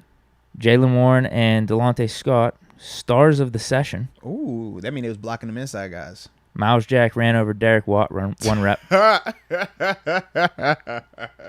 pretty good. Hey, beat him or hurt him. You know what we on, man. We got a pop jet pass from Pickett to Austin, who nearly shook Pierre and picked up 12. Ooh, Pierre Allen? I heard he's been doing pretty good, though. Him and Justin Lane. Yeah, Justin, that's the one. Justin low-key having one of them ones, bro.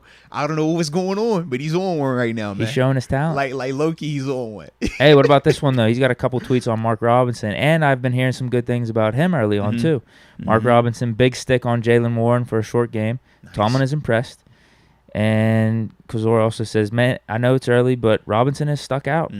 Doesn't look like a raw player to me. Love the intensity. Moved well in coverage over the first week. Yeah. And we already talked about him being a little bit more of the Vince Williams mold. But if he could be the coverage better cover guy than Vince, hey, who knows? Because I was going to say, the hitting, that's perfect. Like, I'm not even, like, surprised by that because that's his tape. That's what he does. The coverage part, that's the one we're going to have to see. And for me, man, this is the beauty of pads coming on because I don't put as much stock in some of these dudes' performances when it's shirts and shorts because if you're a linebacker, you're not worried about the run. You're in shirts and shorts. You know how easy it is to cover? Or it's never easy, but it's a lot easier to cover when I only have to think about coverage. That's why we like 7-on-7.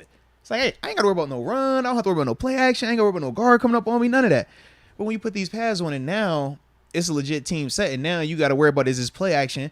Don't be late to that A-gap. Oh, but I also got this tight end who might be a little bit flexed out. Now you got to handle that. How are you playing those situations? How are you playing it when it is a hard play action? Are you recognizing those elephants on parade talking about the offensive line not climbing up? Or are you getting fooled and you going up there and we getting hit over the top? You know what I mean? Like, those are some of the concepts that I really want to see from these dudes now that we got these pads on. They really have to respect the run. And that could explain maybe some of the stuff we're seeing with the offensive line and their struggles and also the quarterback struggles. No, 100%. These cornerbacks are pretty much locked down knowing that every play is going to be a pass. You're not worried about it. Like, think about when it is a run and you're in shirts and shorts, you know the tempo on run plays decreases because you're not trying to get hurt. So you even have that luxury of I can be late with my eyes, I can be bad with my read, but because it's shirts and shorts, they're not going to spit through this hole like that. They're going to get stuck. They're going to slow it down, and I'm going to have time to, at least on camera, get back in there and make it look like, hey, coach, I would have made that play. When in all seriousness, we know, like, bro, you wouldn't have made that play if it was going full speed. That's why it's important to have these pads on. That's why this is that beautiful time frame that we're in right now, man. Mason Rudolph, back to the quarterbacks, had 2 passes batted down over the last 3 throws. Yeah. One by Delonte Scott, who's having a nice day. Other by Doug Costin, the new signing. And I will say this, too, because there have been multiple batted balls throughout this portion. I know DeMarvin Leal, he's had some days where he's been batting balls down as well. Just, it's one of those things that you have to understand context. In practice, O-line is not cutting, guys. In games, the reason why you don't get a ton of that jumping up stuff is because O-linemen, they're going to take your legs out, they're going to try to put you on your head, they're going to do all these other things. So with certain players like TJ, he gets away with it every once in a while on occasion, right? Cameron once in a while on occasion, but like as frequently as it happens, like for those that have been at practice, you can see it happens a lot. So not the end of the world. It's not the end of the world passes right now. Yeah, because in games, those dudes' hands are not going to be worried about putting them up in the air like that. You start jumping up and down, any offensive lineman to tell you this, man. They know firsthand. They're going to make sure that you put your hands down. And if you're an offensive line coach, you coach them that. You say, yo, if it's a screen pass, if it's a now pass, if there's anything that's line of scrimmage, this guy better not have his hands up. You do whatever you got to do, but he better not have his hands up.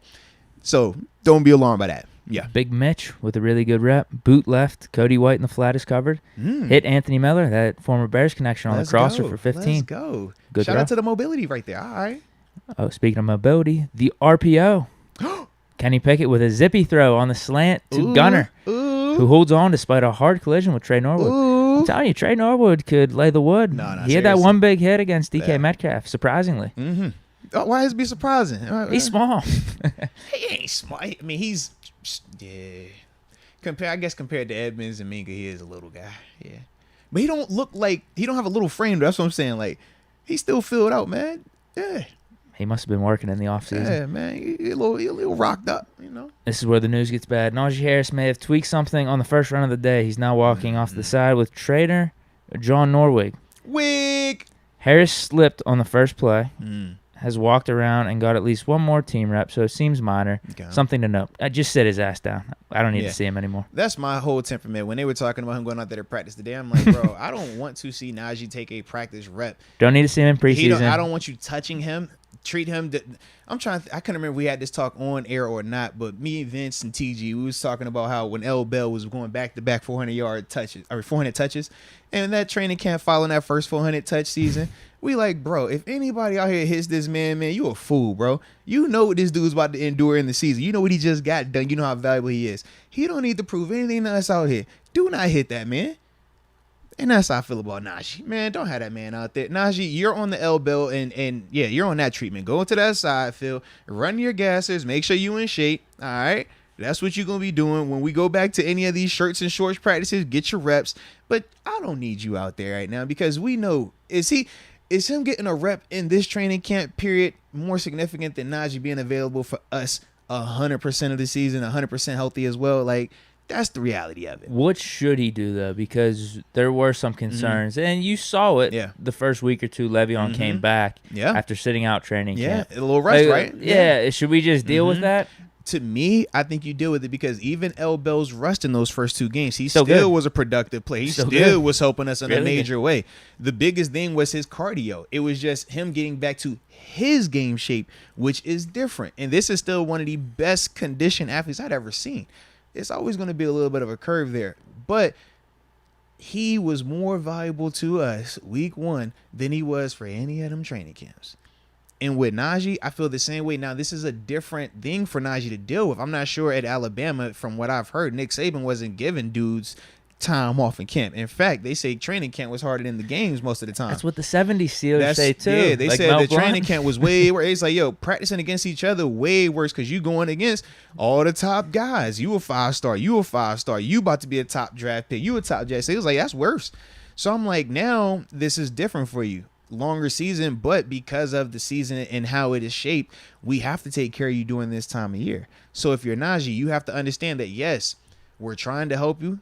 This is a good thing, but it's going to have some negativity associated with it. Your cardio, your eyes, the timing, those are the things that you're going to really have to work on independently. Those are the things you're really going to have to get locked in on and figure that out on your own way that works for you. So when we get you week one, you're ready to go.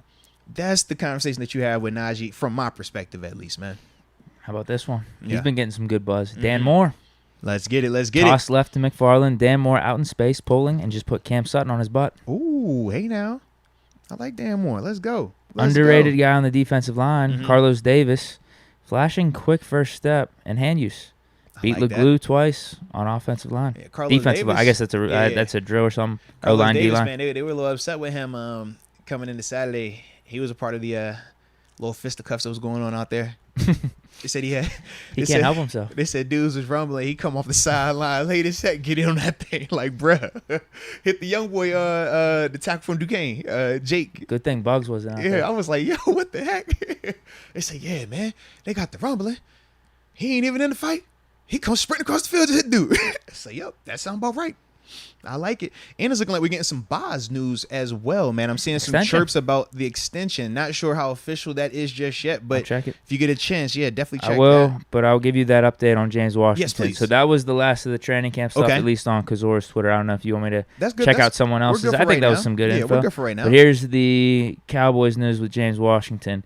They're concerned that Washington suffered a Jones fracture in his foot today. Oh, no, not the Jones. Carted off, undergoing additional testing. Dang.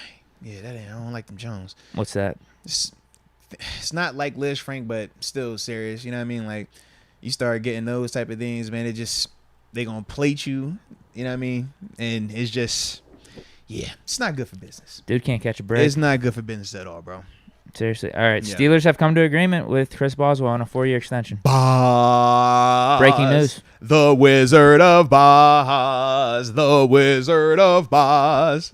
That's my dude right there, man. Super happy for my mans. Do we know the numbers yet? Still fresh. I'm going to try my best here. All good, man. Dude, I'm happy as heck for my dog, man. Let's go. He deserves it too, man. He worth all that, man. And then some. I hope he'll definitely be the new highest paid kicker just based on contract timing. Yeah. That's crazy. We've done 3 highest paid positions back to back. in back-to-back years. TJ last year, Minka, and now, like I said, Boz, those numbers are definitely going to be highest paid just based on where we said where Tucker was at and when he signed that deal and where that new kicker market is going to be at. Yeah. Yep, no numbers just yet. 4-year extension, though. But, though, that's dope, man. And everyone else is saying likely it's going to make him the highest paid kicker. Yeah. And, Boz was already at 4. Yeah. 4 a year. As is like 4.2. Yeah. Tucker at 5. 6 for Boz. Tops. Ain't the end of the world. Yeah. He's definitely worth it. How about that? Puts up a ton of points on a board on a game-by-game basis. Yeah, that's not the end of the world. Yeah, I would agree. It's not like Deontay's where you're talking $20+ million and that type of stuff. It's not going to hurt you to splurge a little bit on Boz and make him the highest paid kicker. That's all I'm saying, man. Come on now. That's definitely not the worst thing. Come on now. And you got to think, too, this year, we're like, what, $20 million in dead cap right now? So, yeah, whatever. If we have to spend an extra million on Boz, I'm fine with that.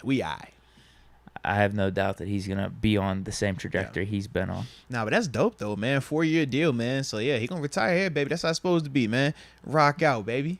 I mean, these kickers can go for a while, too. I was going to say, yeah. I mean, he's not even 30 yet, right? Yeah, he could easily do this longer. Is he 30? He might be 29. 2014 was his start? 2015? Yeah, but he wasn't a rookie then. He had already been. He might be 30 then. Year? I think he's 29. Wow, he's old. 31. Bro, did you say he's old? Yeah. You got to chill on that, bro. No.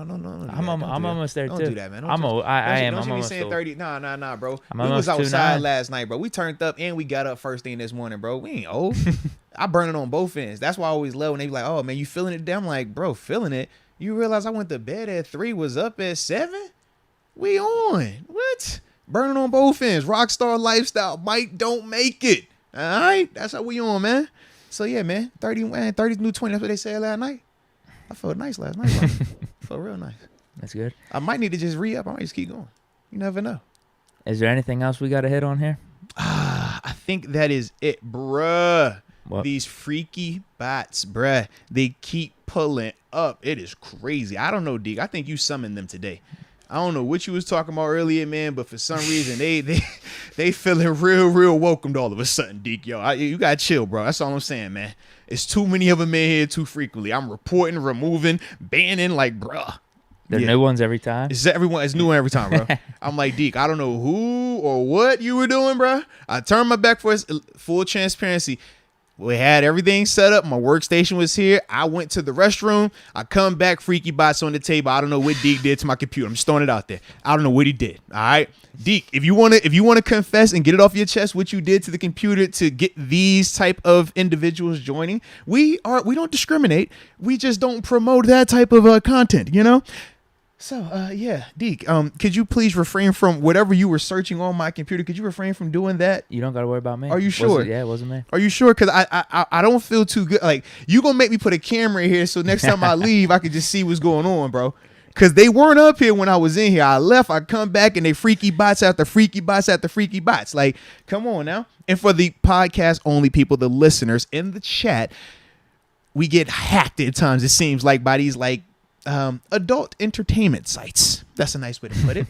And they will spam the chat with their promoting for the audio only people out there. All right. And for y'all out there, we appreciate y'all. Don't forget it. And I see y'all when y'all be giving us them 5-star reviews as well on iTunes, man. I did peep that. So big time salute for that as well. But yeah, man, these freaky bots, bro. So whatever you did, don't do it again. Thank you. All right. Do we want to go to the super chat? Yeah, let's do that, man.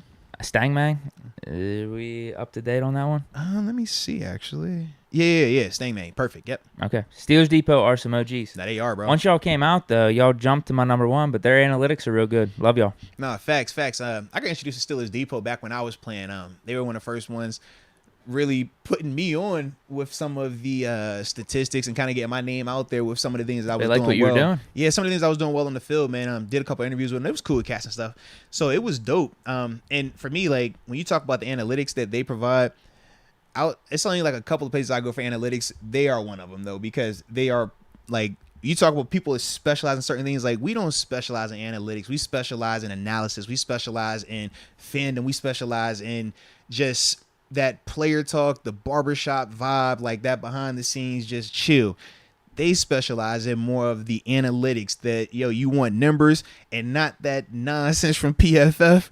that's what they're on. You know what I mean? So it's like, yo, I respect that. So that's why I do like them. That's why I get them a shout out, even though I know, because I happen to be on both sides of the table. Like, Steelers Depot, they kind of like what we on. You know what I mean? We're not official members, but for me, I am also independently an official member of the media, so I can see the access and why they get pissed with they like. I get it, I do. Turf war. No, but I just look at it like this, man. We can all exist together.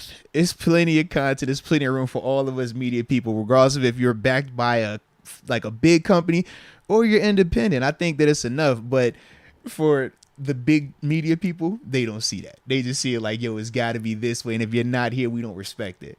And for them, they over here like how we on. Like, bro, we going to get it how we want to. Like, we don't have to follow your rules. Like, we create our own wave. You know what I mean? So it's just that dynamic. But for me, since I told both of them, I'm like, no, man, we actually can all vibe out. It's good. You're the mediator. Yeah, I feel like it literally, bro. So, yeah. Fish momentum. Y'all going to be at the preseason games, too? I might be popping up. So I was going to say I potentially might be down there.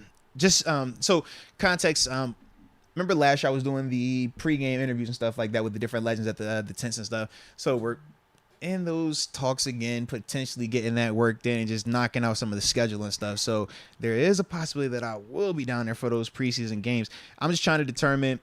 I guess I could talk about it up here. Why not, right? Just trying to determine a couple of concepts, man. And y'all could let me know what y'all would prefer, you know, if y'all have to put a straw in the hat or anything like that. But if I'm doing the pregame stuff like I was a year ago, trying to think, does it make sense for me specifically to be in there? You know what I mean? Versus like you and somebody being in there. Because I was also leaning on with these space talks, potentially doing some directly when the games end. And opening up and actually doing it live like that. So that's what I'm kind of flirting with back and forth. So we kind of killing two. You know what I mean? Sure. Like we get the after live effect. Still got you in there, all them games, the vision, the views, stuff like that. And I'm still down there for the pregame doing my interviews. So I'm trying to just see how could I, you know what I mean? But you get me in. You're saying I'm live reporting from the game. Come on, bro. You know how them tickets work. You know how we roll. Come on, yo. You know what I'm saying? And it's got to be white clawed up. Like if I need them reactions. Like you know how you do. You know what you be on. Listen, if that's what you want, I am not gonna deny that. I mean, I don't know. That might be too much. That might be too big of an ass though, Deke. I don't know. Having Deke have to go down to all these home games and be turned up. And be giving us, you know, vid. I don't know, Deke. That might be too much of an ask. You're right. That might be too much of an ask. We'll group think it, but that's, you know, just some of the things that are potentially in the works. That's what I was thinking of, man. Because no matter what, those aren't bad ideas. No matter what way you want to spin it. For sure. Because for me, man, I love like the space talks. I love the reactions, like the right now, right after the game happens. You know what I mean? Get that raw emotion and stuff like that. So I'm loving that, and I'm just like, yo, how can I tap into that? But I'm like, I still want the game content too. And it's like, I love how the footage looks when it's off of our content. You know what I mean? Like, not the TVs, like when it's the phone, the camera, like it's a dope look. So I'm like, yo, how can we figure all this out? And I'm just trying to think, but you might not want to go by, you know, down there like that. You might be like, yo, Moats, if you're not with me, man, I don't want to go to the game without you, bro. Like, it just wouldn't feel the same. And if that's the case, Deke, I understand wholeheartedly, bro. I mean, I'd like you at the game. But I understand if you can't sit down there without me sitting next to you, man, like, I respect that. All right. I'm good with whatever, dude. These sound like great ideas to me. All right. I was just checking, So, yeah. I did see they say poll it up. I wasn't even sure how to poll that up, though. It was kind of just like I'll just talk it out there organically. Do people have comments coming in? Yeah, I mean, let us know, man, how y'all feeling about that. You know what I mean? If y'all like some of those ideas that we just mentioned, all right, let us know. If not, then, let us know that as well, man. They could be like, bro, you're all the way off. Don't do any of that. It's terrible. It's trash. You know? You never know. Well, you were thinking about doing something like this with preseason? Yeah, because that's not a bad place to start in workshops. That's what I'm saying. Yeah, there's a game. Was it next week? Yeah, that's what I was thinking. Yeah, worst case scenario, if something happens and it doesn't work, you try to reconfigure, you do something different. I don't know. I think it'll work, though. I think it would work how the way you're explaining. I was thinking it would work. I thought it felt good. I felt like, that's the best of both worlds. It also would allow me to spend some more quality time at the house. That's what I figured you'd want to do. Because I think we got the deals on. Let me see. Am I reading that right? $6 million. Yeah. Boswell, did you $6 see million that? a year? Yeah, like 6 a year. Yep. We got those numbers coming out. No, excuse me on that. No, this is the old deal. Never mind. Old deal still. I thought this was the new deal. Oh, that's 4. Yeah, my math's terrible. Yep, 4 divided by you're 16 good. You're good. That's the old deal. And you. Yep. No worries. I was just checking to make sure, see if anything had popped up. But yeah, that's the other part though, man. Just trying to have that balance though, spend a little time with the fam, man. Well, G's getting into the Steelers a little bit too. Yeah. So it's like, I could, it's always dope taking them out there to the games, taking the fam, wifey, mother-in-law, father-in-law. Shout out to father-in-law. He's here now. That was a blast. Shout out to father-in-law. You know what I mean? But it's like, it's dope to have, to be out there. But at the same time, I'm like, bro, I need to be here a little bit more too, especially after last year. Last year I was like, I kind of OD'd on the work tip, just a little bit, just a little bit. And when I looked up and I said, oh, we didn't have a day off. My bad. My apologies. So yes, I was like, I'm not gonna do that again. All right. Who didn't have a day off? I was for you saying I didn't have a personally. day. Yeah, personally, yeah. And wifey was not the most fond of that agreement. And I, too, agreed with her not having that fondness of that agreement. So that's why we took the steps to make sure that would not happen again this season. Okay. So, yes. I think we got good ideas in the works, though. Yes. Okay. I like it. And it's looking like 4 for 20 is what I think Jaron, PS for Life, and Steelers Girl 517. They're saying it was 4 years, 20 mil. That would come in around 5 a year. Come on. Why couldn't they give him 5.1 or something? Come on. Man. Don't tell me y'all. And he got 12.5 guaranteed. Come on, man. Dang, they shortchanged my dog. That's crazy. They couldn't make it. Yeah, it is. 4 years, 21. So that's exactly at 5. That's crazy. Exactly at Tucker's. Why couldn't they do 5.01 or something like that? That's what Kyler Murray did with his contract to be like a little bit. It was the 0.1, yeah. A little bit over Deshaun Watson's. Like, bruh, come on. Get him in the 0.1. You could have done, or 0.01. How about that? You ain't got to get a whole one, just the 0.01. Dang, man. Yep, Action. It's all official. Action Network NFL says he will get 12.5 guaranteed. Ties Justin Tucker as the highest paid kicker. Let's go, in man. NFL history. Love my dog, Boz. Why couldn't they do that? That's crazy. Did Boz not want it? Did the Steelers not want it?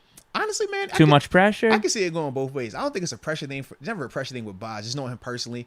But I could also see Boz just saying from a temperament standpoint that, bro, I don't need the extra 0.1 to make me highest every time paid. We play the Ravens, they're going to be talking about, highest paid this, highest paid that. Like, I don't, like... I could easily see him saying that, and I could understand that as well. Because then you don't want to take the 4.99. Right. You don't want to be you're a not little going less. down. So it's like, we'll stay equal. I like it, and it's like, my deal was after his, but we're equal right now. If he gets a new deal, cool. But right now, we're equal. And I think that knowing Boz, like I can see him have that temper. I could also know Boz and see him saying, bro, I wanted that more money. They ain't want to give it to me because I know Boz. Love that my dog now. But I can see that too, man. But either way, man, Boz, good dude, man. Like personally good dude, man. Yeah, good for him. Mm-hmm. Deontay next. I like it, man. Heck yeah. Or are you not gonna have him be next? That's the real question. Is he next or is he not next? We get into that topic. I mean, is that a good segue? I was about to, but then I had to remember the order, and I did not remember the order. But I will adjust the order, and that will be the perfect segue. All right, so we're gonna play this thing just like this. You ready? Yeah. All right, peep game. Just watch me work for a second. All right, just watch me work. Hold up. Let me see if I can pull this off. It didn't work out the way I wanted it to, but we're here now. All right. So, yes, perfect segue. Should the Steelers pay Deontay Johnson next? Why am I bringing this up? Well, multiple things. Obviously, we know Chris Boswell just got the bizag. Shout out to my partner, them right there. But more importantly, when we talk about the wide receiver market, we had another wide receiver who is in the same class. Yeah, DK. I don't know if we talked about him, did we? Shoot, we did not talk about DK. You're right. DK and Debo. DK and Debo got paid recently. Yes, yeah, because DK, was that Friday for his? It was like Thursday or Friday time for. He got 3 for, was it 72? Basically the same deal. Yeah, basically, yeah. He got 3 for 72, and then Debo Samuel just got paid. Was that 2 days ago? He got 3 for 73 with 58.1 guaranteed. So, as we said we were going to do, every time one of these receivers that we view Deontay in their class of play, productivity, age group, it's like, yeah, we're going to talk about it again because these numbers do impact Diontae Johnson. Regardless of if the Steelers are going to be paying him or if he's going to hit the open market and get paid, these type of deals are setting parameters for Diontae. So, with this, how we feeling? I feel the same way since we last talked about this. Okay. I think I came to the conclusion of I'm fine with paying him, but my number was around 17 or 18 million. And you make it a lot guaranteed, front loaded, whatever it is. So when Pickens' contract is up, you got to start worrying about Claypool, Calvin Austin, whoever it is. Then you could kind of pick between 2 or 3 of the receivers. I mean, these numbers are getting... They're ridiculous, bro. They're crazy.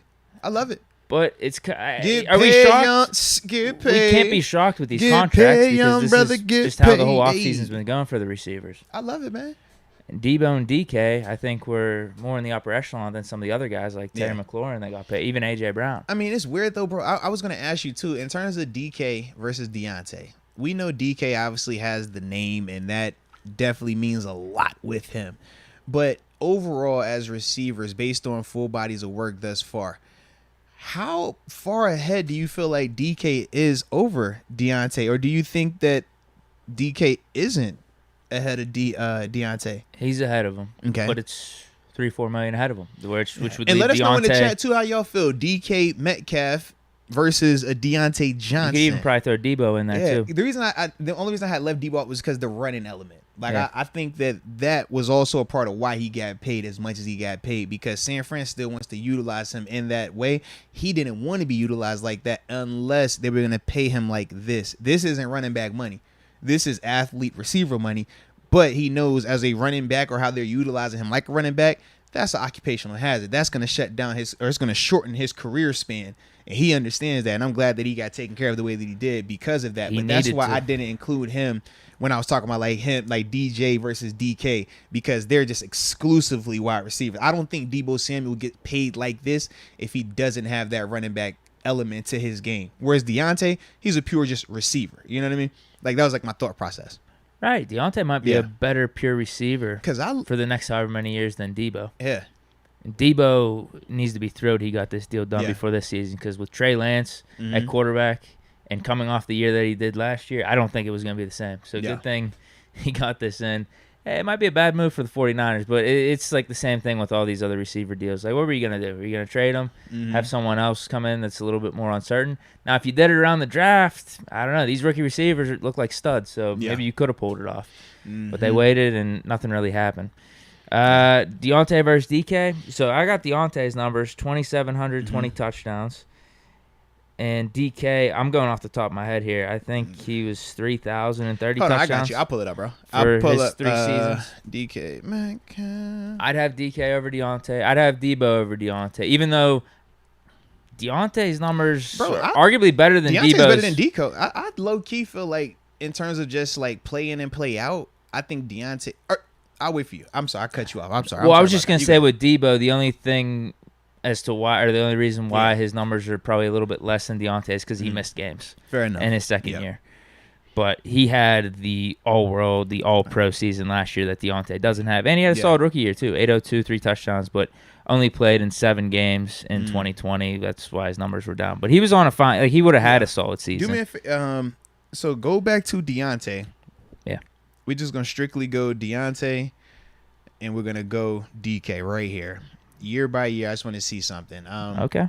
Because, they both 3 years in, right? Yeah. I'm not tripping on anything. So, 2019, how many targets Deontay had? What was his numbers that year? 92. Targets? Yeah, targets, receptions. Give me the yardage, touchdowns. Okay. Targets, 92, 59 receptions.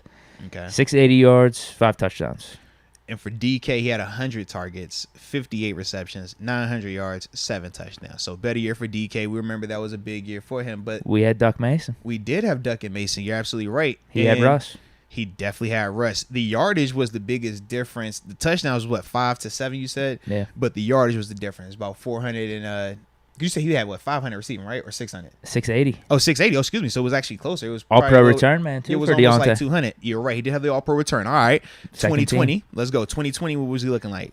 144 targets, 88 receptions. Okay. 923 yards, 7 touchdowns. You want games too, so he played 15 games, so he missed a game. Okay, perfect. All right, so for DK, so last year, or 2019, he 16 games, played all of them. 2020 played in all 16 games, 129 targets, 83 receptions, 1,300 receiving yards, 10 touchdowns. That's the difference. That's right the there. separation right there. That's definitely the separation. Because last year was close too. I'm betting Deontay 16 games. 169 targets, 107 receptions, 1,161 yards. You 8 said touchdowns. How many targets? 169. God dang. Yeah, 107 receptions. 169 targets. I did not realize. I Ben did not know that at all. Yeah, he definitely fed. I didn't know he fed. I knew he fed him. I know he fed him like that. 107 on the receptions too. Dude, that's dope. All right, so for DK last year, 17 games, 129 targets, 75 catches, 967 receiving yards with 12 tutties. Yeah. So that's a the fairly equal year right there. DK had one more game, and they're different receivers. Yes, different style of receivers. Very, very different. The difference maker was that second year. Yeah, for sure. I did not realize that was that big of a year for DK. That's why we were talking about Claypool after that rookie year, making the DK type of jump. That's what we were hoping for. Yeah. You're absolutely right. And your friends came back, by the way. Yeah, I just wanted to let you know that I changed the page for a second to go and look for, these stats. And before I know it, all your little friends then pulled back up to the block. So are you with me in thinking that, Deontay is on that level? Yeah. I understand why he would want $20+ million. He's deserving of it based off the receiver market. But I think he's just a few million down from Debo and DK. Fair enough. I'm with you on that. But McLaurin got something close to Debo and DK, right? I think he got overpaid. Terry has also had to play with the worst. The worst group of quarterbacks from all those guys, though, as well. Right. It's arguable. He's probably still in that $20 million range anyway. And if Washington want to pay a little bit of a premium to keep that guy, so I'm trying to think. Then, so Debo per year average, what? Because it was at 73. 3 for 73. I think they're both 24. Yeah. They're around 24, Debo and DK. So, you can't pay him. You can't pay Deontay that if you're Pittsburgh. If he goes in the open market, he will get that, though. That's my thing. And I know he knows that. He'll flirt with that. He'll flirt in those 22, 23. I know. I don't think we can. But there is a team out there that will flirt with that. And that's my thing where I'm just like, all right, so how do we do this then, If we're not going to pay him that, but obviously we're dealing with this hold in, or is it the team not wanting him? Who knows? The agent. Who knows? The agent, who knows? But either way, we know that it's something disgruntled going on right now. It's not as smooth as it needs to be. So it's where do we end this? That's the part for me, man. Because I don't anticipate Deontay sitting out the whole season. But at the same time, the Steelers haven't looked like they're going to budge or give in. But if you're Deontay, you're looking at all these other teams budging and giving in, and you're saying, well, shoot, they get DK as soon as he signed the deal. What did he say? I bluffed him. I bluffed him. I didn't hear that. Yeah, I bluffed him. I'm like, bro, what? That's like when Flacco, remember when Flacco got his deal? He was like, yeah, man, told you should have paid earlier. We got him now. We robbed him. I'm like, bro, why are you saying this? Stop. You messing up for everybody else. Yeah. So for me, I'm like, well, dang. If you Deontay, you got to be feeling like, bro, I deserve to get this money. We talked about them numbers. If they get in 24, why can't I get 20? If they get in 24, why can't I get 20.1? Renfro. Yeah. Oh, my goodness. What? Can we get somewhere in between Renfro's? Because Renfro is too small time. 232. Yeah. So 16 a year. And I think Deontay is a little bit better than Renfro. Renfro's good in his own right. I think Deontay is better than him. Yes. 18, 19, I guess. Mm-hmm. It's going to be 20. I don't know how good I feel about it. If you're Deontay, you can't take less than 20. No, you can't. And I understand that. Take less than 20. But the Steelers are a smart organization. They have to realize that. I don't know if this is where the value is. I'm with you on that, but once initially it was 15 earlier in the offseason. I know. We were we didn't want to do that. Hesitant on that. It was like, bro, what? But now, based on how these other guys have gotten paid and based on his body of work and knowing that I can go out there and get paid on this open market, and if y'all don't want to pay me, y'all can trade me and I can get paid I can get paid that way. We've seen that happen. AJ Brown, we talked about him. That's essentially what they did, a sign and trade. Let me trade you to Philly. Philly will pay you. We're not going to do it. Teams do it all the time. Cleveland did it with Deshaun. Hey, we're going to, trade Deshaun to us, and then we're going to give him the bag. That's what they did. So Didn't he already sign a huge deal with the Texans beforehand? And then they just threw it away and gave him a new deal. I mean, it seemed like that, right? But I forgot about that. He got paid franchise money with the Texans. And it was like right before all this stuff started happening. Yeah, because he signed the deal before that 2020 season. He led the league in passing, and then he said, I forgot why he was pissed though, because I know Bill O'Brien. But Bill O'Brien, he wanted some say in the GM head coaching. That's what it was. And they hired the GM without his approval. He didn't like that. That's what it was. You're right. And that's when he said, "I'll never play here again. I'm out." Well, and they traded DeAndre Hopkins. Yes. They got rid of some of his guys. No, very true. Very true. So can we get something in between Renfro and 20? That I would feel good about that. 17, 18, but I just don't think it's going to happen. So this is what I'm asking. Renfro's is 2 years. Could we get Deontay on a 2-year deal? Could that make sense? But if you're Deontay, 2 year, you could get it 21, 22. Then up the price a little bit because it's a shorter. If you're Deontay, contract. If the only thing you're signing is $20 million or more, it doesn't matter how many years you want to do it, but it's $20 million or more. That's what it has to be if you're Deontay. I feel like that wouldn't kill us having a quarterback. Like if it's Pickett, rookie contract, we're gonna have some cap space coming up. That dead cap's gonna clear up too. Yep. I think that's the time frame. Anything more than that might be feeling like an overpay, and we're gonna be in 3 years. We're like, damn, we got this Deontay contract, and we got Pickens here and Calvin Austin. Half these dudes are like better anyway. Yeah, and I also think it's one of them things, man. If the market hadn't got so out of whack this offseason, I think this would be an easier process for both parties. Because I'm sure when Deontay first started saying that he wanted a new deal, the number wasn't as crazy. They said 15, yeah. But now, because of how all these other guys that we even question at times, like Christian Kirk, that's the one for me. Like, it's just like, it's certain players. Yeah, he got like, 17, 18, right? If that type of guy gets that type of money, how could you not say you want more than that if you're Deontay? And I always try to break it down because we know when we're talking about millions for athletes, it seems so astronomical. And what's the difference between 15 million and 20 million, right? But money is relative. And I say that no different if you're a person that's working at a job and you get paid 50 grand a year. But you know that you're worth 70 grand a year based on the other people around you that are getting 70 grand a year.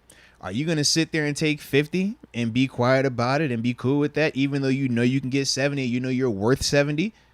Nah, you going to go get the 70, right? It's the exact same thing. Just because it's another comma, don't let that throw you off. Money is all relative. What we talk about in the millionaire conversation, you think Mr. Rooney is talking about that in the billionaire conversation? Not at all. But at the same time, what the thousandaires are talking about compared to hundredaires compared to homeless people. Like, it's all relative in terms of money, in terms of the value of it and what it means to you. So that's the only thing I always want to like caution people when we're talking about these type of negotiations, to not get caught up in just these dollar amounts and saying like, yo, how can you, like, what's the difference between 2 million? What's the difference in 5 million? If I asked you, what's the difference between you getting paid 15 grand to show up to work or you getting paid 10 grand or 12 grand to show up to work? You'd rather just have the more. I think you would want the more. And that's all this is. It's the exact same thing. It's just on a greater scale. But at the end of the day, it's all relative to that profession, to that occupation, and to that value. So just once again, just want to throw that out there, man. I'm completely with you. Yeah. I understand Deontay wanting the 20 plus million. Right? That's where the market is. Yeah. You just don't know what he's thinking on the inside because maybe he values the Steelers organization over a couple of those million. Right. But I don't blame him 100% for wanting more money. And you have to ask yourself, you can value the Steelers organization. You take less. What happens in 2 years if you still dropping the ball, you're not playing to your best ability? You think they're going to value you that way? You think they're going to say, hey, don't worry about it, Deontay, we're going to keep paying you? No. We know how that ends. And we know with the fans, the same ones that are hollering, take less. Why you tripping? All that. Oh, don't do all that. Just go here. They'll be the main ones. The first ones talking about get them out of here. Cut them. So with that, if you know that that's going to be the case, well, that might be what you need. That might be why they want him to take less, though. You might be right? But either way, go get what you need, man. Go get what you need, man. Yeah. I don't think anything's changed with these contracts. Maybe it's just gotten worse. For sure. The holding's more prevalent now. Yeah. He done took the cleats off. I don't know for if he took the cleats off, but I'm just, Well, there's those quotes where he said, if it was up to me, I'm practicing. But it was Tomlin's decision. Then Tomlin said, it's not my decision. Yeah. He'd be out there. I'm just glad Deontay was able to speak first, because in the court of public opinion, nobody would have believed him if he waited until after practice to speak. I don't know if that was intentional by him, but I am so glad that he did, because that forever gives him a leg to stand on, where you cannot say that this is only his doing. And at the end of the day, shoot, both parties are holding in and holding out. If the Steelers really wanted him that bad, they could easily say, you know what, we'll give in and cut the check. Or they can fine him and say, hey, we're going to play hardball. They have options that they really want to do that. So don't just look at them as, oh, they're not, playing a part in this. No, both sides are. And if Deontay was to the point where he's like, I just want to be out there, hey, do what they said TJ did, right? Burst into the door, sign the deal. Who cares about anything else? All right? If he really wanted it like that, but if he also says, man, I want my money and I feel like I've earned this, I'm going to stand 10 toes down on that. It's like, yo, how can you fault him for that? But either way. TG was right, though, a month ago. He was. Let him see what it looks like without you out there. We're seeing what Pickens is doing. Hey. Oh, yeah. Actually, that was the... It's scary like that, bro. Remember someone commented that at the beginning? Yes. It was between Pickens and Austin. How do you think the Steelers are looking at the Deontay contract now with Pickens performing really well? Thank you. I'm glad you remember that. Yeah. To go back to that question, it does hurt him in a sense, man, because the longer you're not out there, the longer they get to see George Pickens and Calvin Austin, the new boos, the more they get to see these guys do the nice things that you used to do, Yeah. Anthony Miller, too. Come on now. It's kind of like, man, when I be watching them shows, Wife Swap or go live with that girlfriend or that. I'm like, bro, why you want to have your person around just seeing something different on that type of level? You just don't know. They start seeing it. They might start liking it. They start liking it. Your value goes down, player. One thing leads to another. Now you own outside looking in. Deontay right now, all right. You used to be that little baddie walk around the kitchen. The team would look at you and be like, oh, yo, that's mine right there. You done put the hoodie on. You done put the sweats on. You ain't doing your hair and makeup no more. And they done called up the new young one, and she just walk around, and you like, oh, it's two of them. And they looking nice. They cooking eggs. They got the bacon. That's the turkey bacon. Whoa. You know what I mean? So now if you Deontay, you be all right now. Keep playing that game you want to. That is the pros and the cons of this approach. Now, for Deontay in the grand scheme of things, in all seriousness, he's still going to get compensated. The difference is if those guys are playing to that level, it just hurts his chance of getting compensated like that here.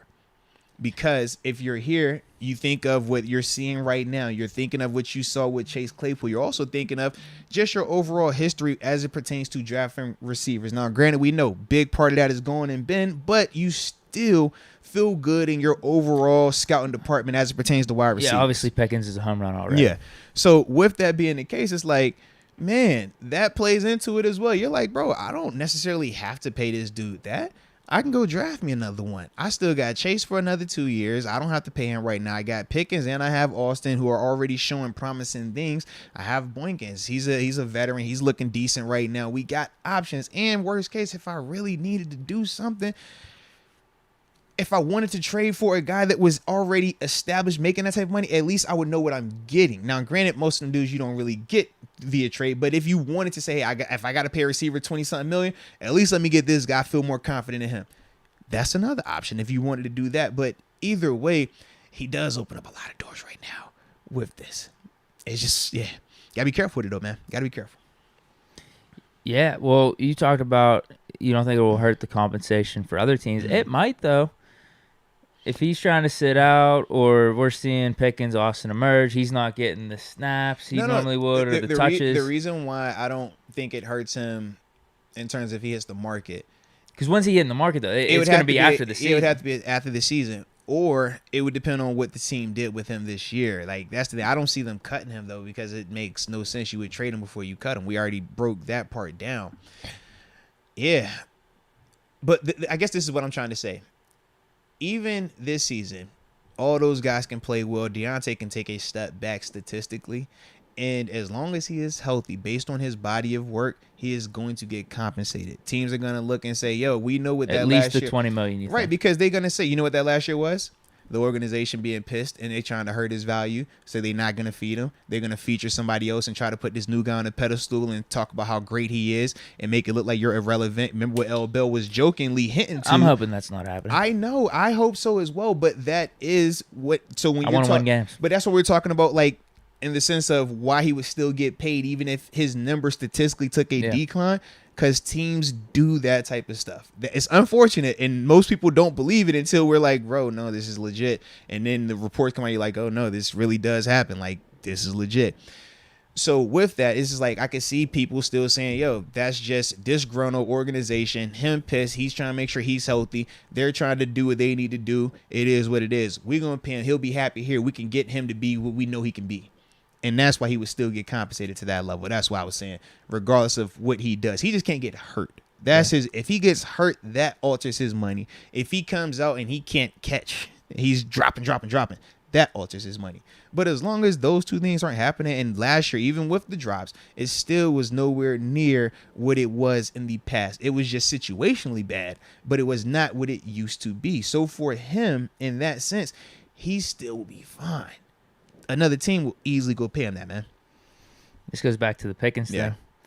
Deontay should consider building rapport with whatever quarterback's there, too, because right now... So you say, all right, you better get in that kid and start cooking. We telling him? Yeah, am I wrong? I mean, you're seeing Pickens. Look. You see how tall he is, and he's catching everything. I'm sure if it's a do-or-die situation, whoever it is, Mitch Mason, Kenny, 3rd and 8, I'm just throwing up the Pickens. Look, Deontay. George Pickens in there cooking bacon and eggs. It was Deontay with Ben. He was cooking bacon and eggs. That was with Ben, though. Listen, this is what you got to do, Deontay. You going to make a smoothie. You go smoothies and cinnamon rolls, all right? That'll be how you get back in the good graces of the Steeler Boo, all right? And then he going to be looking at you like, yo, you the man, all right? Get you back out there, compensate you a little bit. Put you on some Versace or something, man, something nice. But right now, you letting that new young thing steal your attention, baby. Be careful. TG was right, bro. TG was right. TG told me that, man. I'll never forget that. Hey, bro. You gotta be careful. Don't let them see you like that now. And you don't want them to see anybody else either. I was, you can't show them too much, but you also can't be out there not enough and show them something to let somebody else come in there. Yeah, you can't. Imagine if every day I'm walking around, I got my shirt off. It kind of loses flair. But when you take it off on the cast, all right. That's what I'm saying. You can't do it too much, but just enough. But you don't want nobody else showing it all the time either. You know what I mean? So you got that fine balance, bro. Right. Yeah. All right, what we got next? All right, let's see. We got any supers that pulled up? I got Calmonier. I don't know if that's far away from where you're at. Let me see. It's the Steelers. Yeah. Shocking the world. All right, hold on. I think I got one official momentum ahead of you. Okay. Yeah, because you said, what where we live. Yeah, because you had what where we live. And no, excuse me. Actually, I might be off. My chat jumped. Where'd you say you're at again? Calmonier is... I'll just say the super chat at this point. He says Steelers are going to shock the world. All up to Matt Canada. Has a Canadian flag in the chat as well. All right, hold on. Let me see Let me see if I got there yet. All right. So I think I am a couple ahead of you. Okay. All right, I see you, Cal. All right. Shout out to you, Cal, for that as well. Because official momentum had asked if we were going to be at the preseason games. Right. All right, Google East. He says, thoughts on a 82-game NFL season? No. Not a chance. They should have stuck at 16. Yeah, that's a lot. Yeah, there wouldn't be a product. Yeah, dudes wouldn't survive that, bro. You would have to, number one, expand the rosters like exponentially. Yeah, I just don't see a scenario you can have that many games, bro. 20 games in a season. When you're playing postseason, that kills you. Yeah. They had it perfect with 16, and 6 teams make the playoffs. Mm-hmm. They wanted to expand, get some more money. Trust me, I'm going to watch the games, but they had it perfect from a competitive balance standpoint. Yep. Scarcity, every game mattering, feeling like all the teams that made the playoffs deserved it outside of like outlier years. Now it's going to be way more consistent that 9 and 8 teams are getting in and stuff, which when it's the Steelers, I don't care, but in general. It waters down, Right. I'm with you.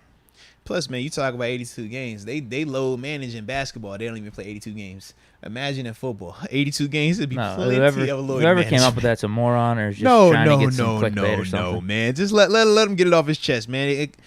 I don't think it was him that came up with it. I saw that out there before. I think he's taking whatever he saw out there. Okay. Trust me. No, that wasn't at Google East. I think whoever I saw that floated around Twitter. Fair enough. That wasn't him. I'm with you on that then. Fair enough, yes. All right. Let's Go UW also said, or not also said, but Let's Go UW said, don't worry, Jeremy McNichols will be a very good backup to Najee.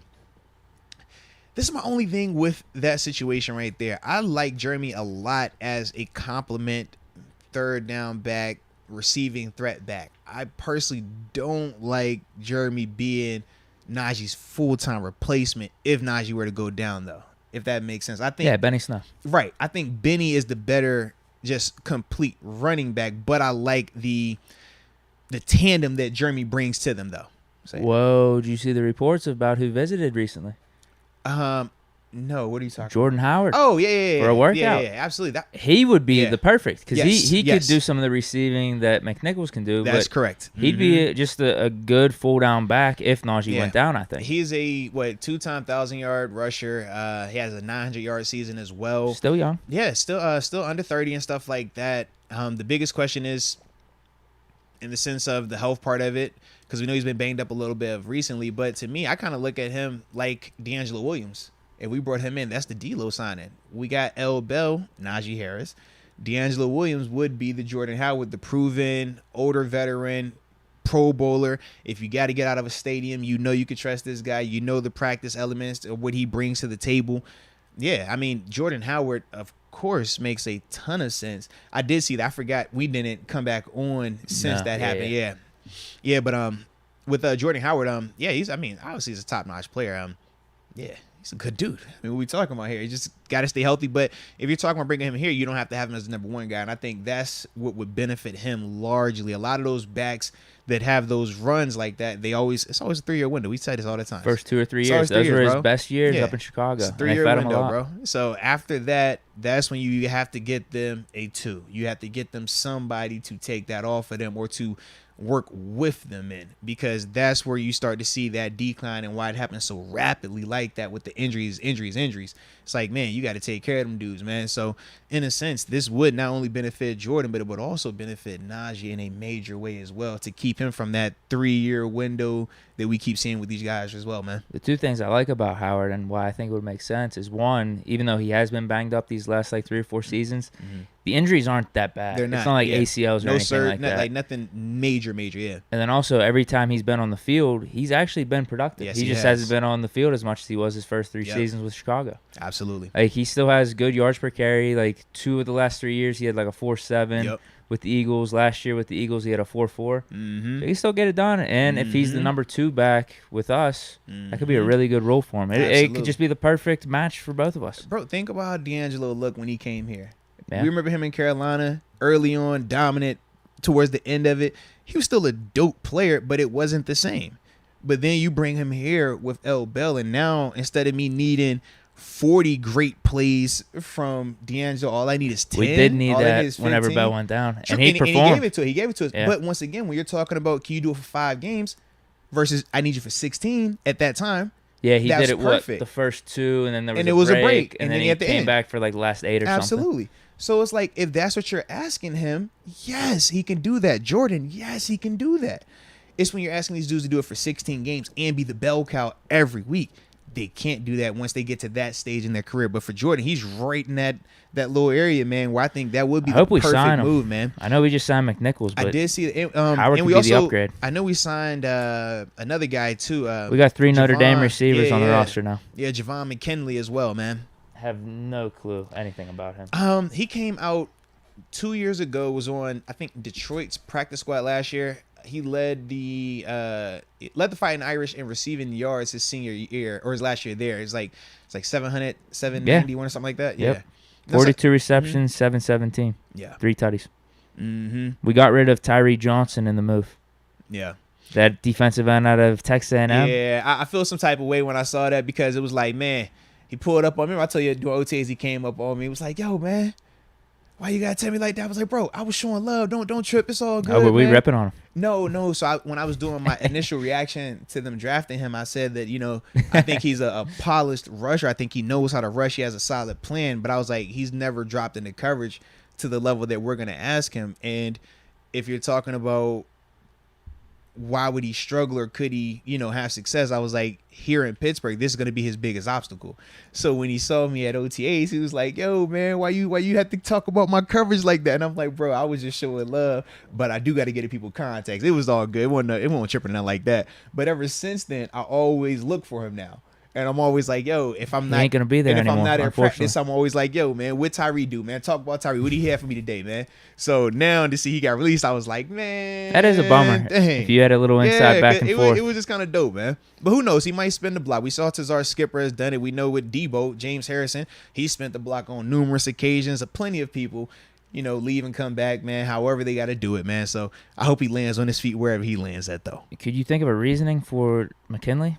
It seems like our receiver room is really stacked. Well, it just depends on when you're talking about the bottom of the depth chart at the receiver room. If there's an injury at training camp, if there's somebody that they might be looking at saying, hey, you know what? Claypool injury.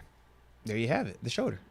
Because it's get another Notre Dame receiver. It's like I don't want to have to do anything crazy, but let me just get another body in here. Low risk, high reward. Or low risk, low reward, who knows, right? But it's not costing them anything to do this. So if he balls out and he turns into something great, that's how you get these future or these contracts where it's like exclusive rights, so they own these guys, right? When you heard like when Al Villanueva or Matt File, like when they first started balling out, it was like, oh, they're not even free agents yet, they're exclusive rights. Is those type of things where I'm gonna take a chance on you, and if you pan out, great, but just know I own you now. You know what I mean? So that's that whole dynamic with that, man. But yeah, I don't think it hurts anything, man, with this move. I think for Javon, man, he'll be here as long as Chase is down and as long as he can keep making some plays. The faster you make plays, you can make the team, man. It don't matter how much time you need in camp. I seen LJ Ford come here 3 days of practice, play in a preseason game, and make the team. And now you think about the career that he's been able to have since then. And that was right here in Pittsburgh, man. So, yeah, I don't ever fault a guy just because, like, oh, I don't know his name or nothing like that. It's like, nah, man, the guy, if they go out there and, they give it their best, they make some plays, time and right, luck on their side, man, they could definitely turn this thing into something really, really lucrative, man. And I'm good with him giving him as many opportunities as he wants in training camp here because I have the same thinking with Claypool as I did with Najee. Yeah. Let him sit out as much as he wants until he's fully healthy. I do not need that. Absolutely. You 100% healthy. Need that, man. All right, we're on Super Chats, right? Yes. Is it still you? No, I think I'm caught up to you. I said the Kyle Monier thing? Yes. And then we got Let's Go UW saying any news on Chris Owens, the offensive lineman. Alabama. Yeah, not that I know of right now. I haven't heard anything either. Yeah, I have not heard anything. Nothing, but I'll look into it. How about that? I got you. I'm about to say I'm not down there. When am I back out there? Oh, yeah, I go back out there twice. Yeah. Oh. This week? Yes. This is my last week having to go out there though. Where's the smile, dude? You get the inside scoop. No, it's I told you. Latrobe, it does something to me, bro. Like I don't feel good when I'm out there. I get ill anytime I'm driving in and I'm just like, oh God. I start looking at the clock. I don't know why. I just feel like because I've driven that road so many times, it's muscle memory where like my body just goes through these. This is ready. That's ready. Are you drinking water? Are you hydrated? Did you get this done? Did you stretch? Is the names on the list? It's like, bro, I'm not doing that. I'm just going to talk radio. But literally every time I've driven out there, bro, that's always going through my mind. I don't know why, bro. But every player I've talked to that's been out there on multiple occasions, they all say similar things. They're always like, yo, bro, the PTSD is, bro. I can't explain it. It's legit though, man.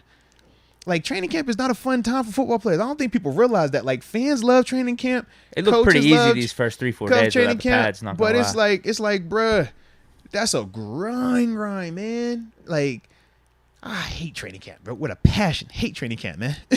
Fish Momentum. Make sure to come to Rivers, 9/28. I thought he said it was 29. I thought he said the 30th. Around that weekend. Yeah. Don't be messing up your dates now, Fish Momentum. Don't be doing that to us now. Fish Momentum says them bots want Deke Daddy Diggler. Nah, facts, bro. They kept pulling up for you, man. I hope they're gone, but you got a new fan base, man. They like you. They be over here like, oh, give me Deke. Go Deke. Mr. 13, go Deke. And they start doing all that, twerking and stuff, bro. You got to be careful out here. There's a lot of people in the chat with jokes. Trina Steel Diva says Deshaun Botkins. Bruh. I don't want to laugh, but I got to. I'm sorry. Yeah, I think they were actually, one of them were offering massages though. One, no lie. The problem was it was like adult sex site, and then it was like, oh, massages and whatever. I was like, nah, yeah, keep those over there. Yeah, Deke, don't get that massage. All right. No. Yeah, don't do that. Nick Wise says all love. I don't remember. Did he say something and like we disagreed with him, or maybe he's just giving us support? It's just all love, baby. You got all love. You know what Bob Marley say? You know I love Bob. He say one love. You feel me? So I'm all on that love tip, baby. You know that. Fish Momentum says another live show soon. We need to do something, man. We might need to talk to him about getting us a Rivers Casino show or something. I mean, seriously, right? They got the plug over Arthur there. Moats Experience with Deke live down Rivers Casino. That's the type of super chat we need from a Fish Momentum. With post show music by Ambition the Kid. Whoa. There you have it. Boom. You combine everything right there, man. We finish. He get on rock the mic, serenade everybody. Because he can't serenade beforehand. No. Because that had the mood too weird. Exactly. But afterwards, like, we turn it up. Come on, White Clawed it up. I'll be in there, planting plants. I do, spread the green love everywhere. So, yeah, we good, man. That'd be a sick show. I think it would. AJ Martinez says, Deke Diggler rolling. Hey, facts. You better believe that. Jacob Alessio says, I bet you a lot, but this is the number one podcast, period.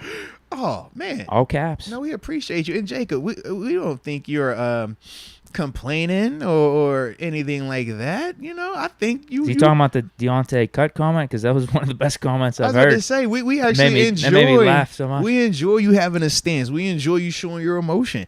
I'm a big believer in, man, I don't care if you're right or wrong. If you're passionate about it and you believe in it, man, communicate it. Get it out there. It's better out than in. That's how I look at it. You deal with the consequences later. Don't do anything janky, but you catch my drift. Come on here. Omar is the GOAT. Boz could take the throne from Tucker. This roster is crazy good. I feel like we're heavily underrated. Our fate is in Canada's hands, in my opinion. Canada and the quarterback. I like Canada's hands better. So that's good, at least. Then who? No comment. I thought he had good hand size. Oh, come on. I'm sorry, bro. I couldn't help myself. I had to. Where are we at here? Could Boz pass Tucker, though? He was on pace last year. Then he folded in our game. Mm-hmm. Yeah, he was having the better. It was arguable because we debated about that.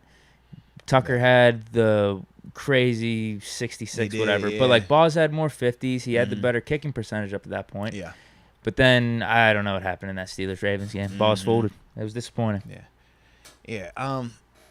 Tucker is like the only Raven that I unfortunately have to continue to pay respect to and continue to speak glowingly of, because I do happen to absolutely love his game, and I hate the fact that I love his game. I loved it when I was in Buffalo, and it just carried over. I hate it. But the way you talk about Tucker, the reason why I have so much respect for his game and why I'm super hesitant to ever say that Boz is past him, and I love Boz. Boz is my guy. To me, longevity, number one, sustained excellence. Wow, you talk about the expectations. We expect every single time Tucker kicks it to do what? Be right down the middle, 50 plus, it does not matter. And you think about historically for him, how accurate he's been from 50 plus, it's insane. Then when you talk about just overall leg strength and where he's hitting from, it's like, bro, I've been in games where we literally are like, if they cross the 50, he can hit from here. And we're like, what? And it's like, no, he legit can hit from here. Like, no exaggeration. Basically did it. And he did it. Like, seriously. So when I think of that, I'm just like, bro, this is nuts that every single year, doesn't matter where they're playing, doesn't matter what new kickers come along, he has always been that constant. And just think about how long he's done it. And he's a showman. I love the gamesman at the end where he'll, you know what I mean? Like, he plays into the crowd the whole, because I know he's an opera singer and stuff like that. So he does all that vibe. Like, bro, I respect the heck out of it. And then to take it a step further on kickoffs, because we used to get on Boz beforehand, before he couldn't kick it out the back of the end zone. We used to be like, yo, you got that little leg, Tuck, man, he putting that thing in the 10th row. Like, you can't even get that thing across the goal line, bro. We over here, give us hang time, Boz. Like, we used to get on him, he didn't improve now, so it's good. But that was the thing with him. It was like, yo, Tucker, like, you think about when Tucker kicking that ball, man, you see him when they choose when they want to allow returns in games. If they don't want to return, he could put that thing out the stadium. When they want to return, he just put it all the way up and let it just hang. You like, bro, this is a weapon. So that's why for me, I can't say that Boz has passed him, nor do I think that Boz is going to pass him right now. To me, Tucker is one of them dudes where it's just like, man, you're just watching greatness. Granted, his greatness is different because it's a kicker versus a quarterback, running back, receiver, etc. But when you talk about all-time greats, that's what Tucker is. Yeah. Like, you're getting a chance. For us, we get to see it twice a year because he's in the division. But it's like, bro, this is one of them dudes that when it's all said and done, you know, we talked about Vanderjack and Vinatieri. No, not Vanderjack. But no, in terms of all-time status, I hear you, but all-time status, you don't think they talk about him like that? No, not Vanderjack. You don't think so? He's the folder of the century. I mean, he's the reasons why we went to the Super Bowl. He misses some, but he's still a good kicker. He still was talked about in high regard during his time frame. That's all I'm saying. Same with Sebastian Janikowski. Like certain kickers, they're spoken of highly regarded during their time frame, regardless of who might have missed in a big moment. Scott Norwood missed in the Super Bowl. He's still an all-time great kicker. That's just the reality of it. So with Tucker, though, I think Tucker's better than all them dudes, though. That's also, you know what I mean? Yeah, he's on Vinatieri's level. Yeah, 100% on Vinatieri's level. And I think his leg is stronger than Vinatieri. That's the other part. Yeah, Vinatieri really left a bad taste in NFL fans' mouth with that last season. He stayed too long. He stayed too long. He did. How do you know though? Because he was having fine seasons with that gray hair. I don't know how you know, but it's one of them things like we know it. When you knew after that season. Kind of like Peyton Manning, right? The year before Peyton was like, oh, he looked good, and it was like, it's too it. This is it. You know what I mean? It's like certain ones you could just tell, it's like, he stayed a little bit too long. Yeah. Don't want to stay too long. Yeah, the thing with Tucker and how shocking it is when he misses. I mean, they memed him out that one time he missed. Seriously, bro. It was so shocking. He had that face, his eyeballs are going out of his eye sockets. What? He missed? He was that surprised. All of us, I was like, what did I just watch? Yeah. Make it like a bad omen, bro. I got nervous. I'm like, go in the house. Like, we can't come outside today, man. He missed. So, worry about the end. Yeah, and I get the Tucker over Boz because outside of Boz's, what was it, the 2017 Pro Bowl year? I mean, Tucker's years probably, if you look at him, have all been better than Boz. And he never had that one down season like Boz the 18, had. Yeah. Mm-hmm. And also, when you talk about just the starts to it, man, Boz didn't get on right away. You know, he had to figure it out. Then he came to us middle of the year, and it worked out for him, you know? But for Tucker, he came in as that dude, and he's been that dude since. Like, kind of like how McPherson is looking right now with the Cincinnati Bengals. How he had that first year coming in, drafting and stuff like that. Like, he's another one that has that potential. Like, we'll see Harrison Buckner, another guy. Like, those type of dudes coming in, they're trying to have them on that trajectory. Whereas with Boz, it just took him a little. It wasn't as smooth, but now you see Boz is elite. We know that, and that's why he's getting paid the way he's getting paid, man. We got lucky with Boz, man. No, for a fact we did. Absolutely, we did. Yeah. So you go from Reed, who was a really good kicker in his time, 2 Super Bowls. Sweezum was solid with us. Absolutely, man. We had the hiccup for a couple weeks with Scobie, and I don't know what the hell was going on there. But then we got Boswell, and we've been solid at kicker for the last 20, 25 years. Yeah, we went through like Scobie, Garrett Huntley, somebody else in there too. Yeah. But for us to not have to worry about kicker for these last 2 decades plus, that's awesome. No, facts, man. Facts. Reed, Sweezum, and Boz. Mm-hmm. Come on here. Am I wrong? And all 3 are cool cats too, man. They all in their own way survive. That's the other part I like. True. All right, so yeah, we should be on Deontay. No. Where's he at? I got Cal Monyear right after Cal Monyear. Omar is the GOAT. Yeah. All right. Then that's you. It jumped on me. Hold on, bro. Did it jump on me too? We read the Omar's the GOAT one. Yeah. What was after that? I had Kyle Monyear. Let me make sure I'm not tripping. It says best podcast in the game. I think that was the next one, and the chat jumped. Oh, and that's when it jumped to you. Okay. So I'm at a different Kyle Monyear. All right, bet. So I got official momentum right here. He says Moats and Deke tailgate with Welch's and apple cider. You heard him. All right. AJ Martinez pulling back up says Deke needs to be black clawed up, and Moats got to be rolling tequila and smoke on pod. Black Claw. That's the Surge. They got the black cans. They're serious? Like 8%, 9%. Yeah. I did not know that. They call them the White Claw Surges. No, actually, they're like navy blue. Okay. I'm wrong on that. So I don't know what the hell he's talking about. Yeah, my tequila. I mean, tequila is that's around the clock. I'm with you on that. And yeah, don't worry about the gas. We stay on that. It is out. Just I just be worried about the optics. It's a harder sell organizationally if I'm over here, big smoke, big gas, the whole vid, big blunt in my mouth, and then go out here and be like, hey guys, welcome to the Pittsburgh Steelers organization, man. I just want to let you know this is a great time, man. I'm so excited for all the people who are in attendance. Doesn't work that way. So optics wise, we can't do that. All right. But anywho, we appreciate you, AJ. All right. Future Fresh. He says, finally made it. And we are glad that you are here as well. So if Kenny Pickett doesn't play this year, do you guys think we should have picked Malik Willis instead? He could have been sitting and learning. In the sense of if Kenny wasn't going to play this year, and we talked about the knock or what we would want if it was Malik would be to, or the ideal situation was him to sit and just kind of develop. If Kenny was going to be sitting anyways, would we have rather had Malik if that was going to be the case this year? No, Kenny was their guy. Yeah. I'm with you. From everything I'm hearing too, and obviously how the Steelers picked him, he was their guy. That was my thing. We thought it was Malik Willis the whole time. Yeah. And obviously it wasn't. Yep. And there were reasons to be hyped about Malik Willis because we talked about the talent and everything. I would agree. And with us bringing in Mitch, we're like, all right, Malik could sit. If they really like Malik, they think he's going to be the franchise quarterback. And if the board's stacked up in a way where you don't have to trade too much up for him, or if he's there and there's not much else around there, why not take him? He wasn't like my first option because I was like, I don't even think we need quarterback that bad. Yeah. But then with how everything played out, all the receivers went. There was only like another player or two that I think we could have taken and it would have made sense. Yeah. All the quarterbacks were there. We took Kenny Pickett. Yep. No, it's fine. Aaron Rodgers, when did he end up starting in the league? This is what, 3 I years? know it's probably like an outlier, but I mean, he was like 25, 26 probably when he first started. Sat 3 years behind Brett Favre. So even if Pickett does somehow sit this year, like don't write him off. Yeah. Quarterbacks' careers take a while. I mean, he could start at 25, still have a 15-year career. Yeah, that's how I look at it as well, man. I think it'll be fine. And I kind of talked about that during the space talk, just in the sense that, man, you don't have to think that it's the worst thing or write it off or say, why do we pick him if he doesn't play this year, if he doesn't play as soon as we would like him to play. That's just a part of the process, man. He's learning. You're going to go through some growing pains in the NFL.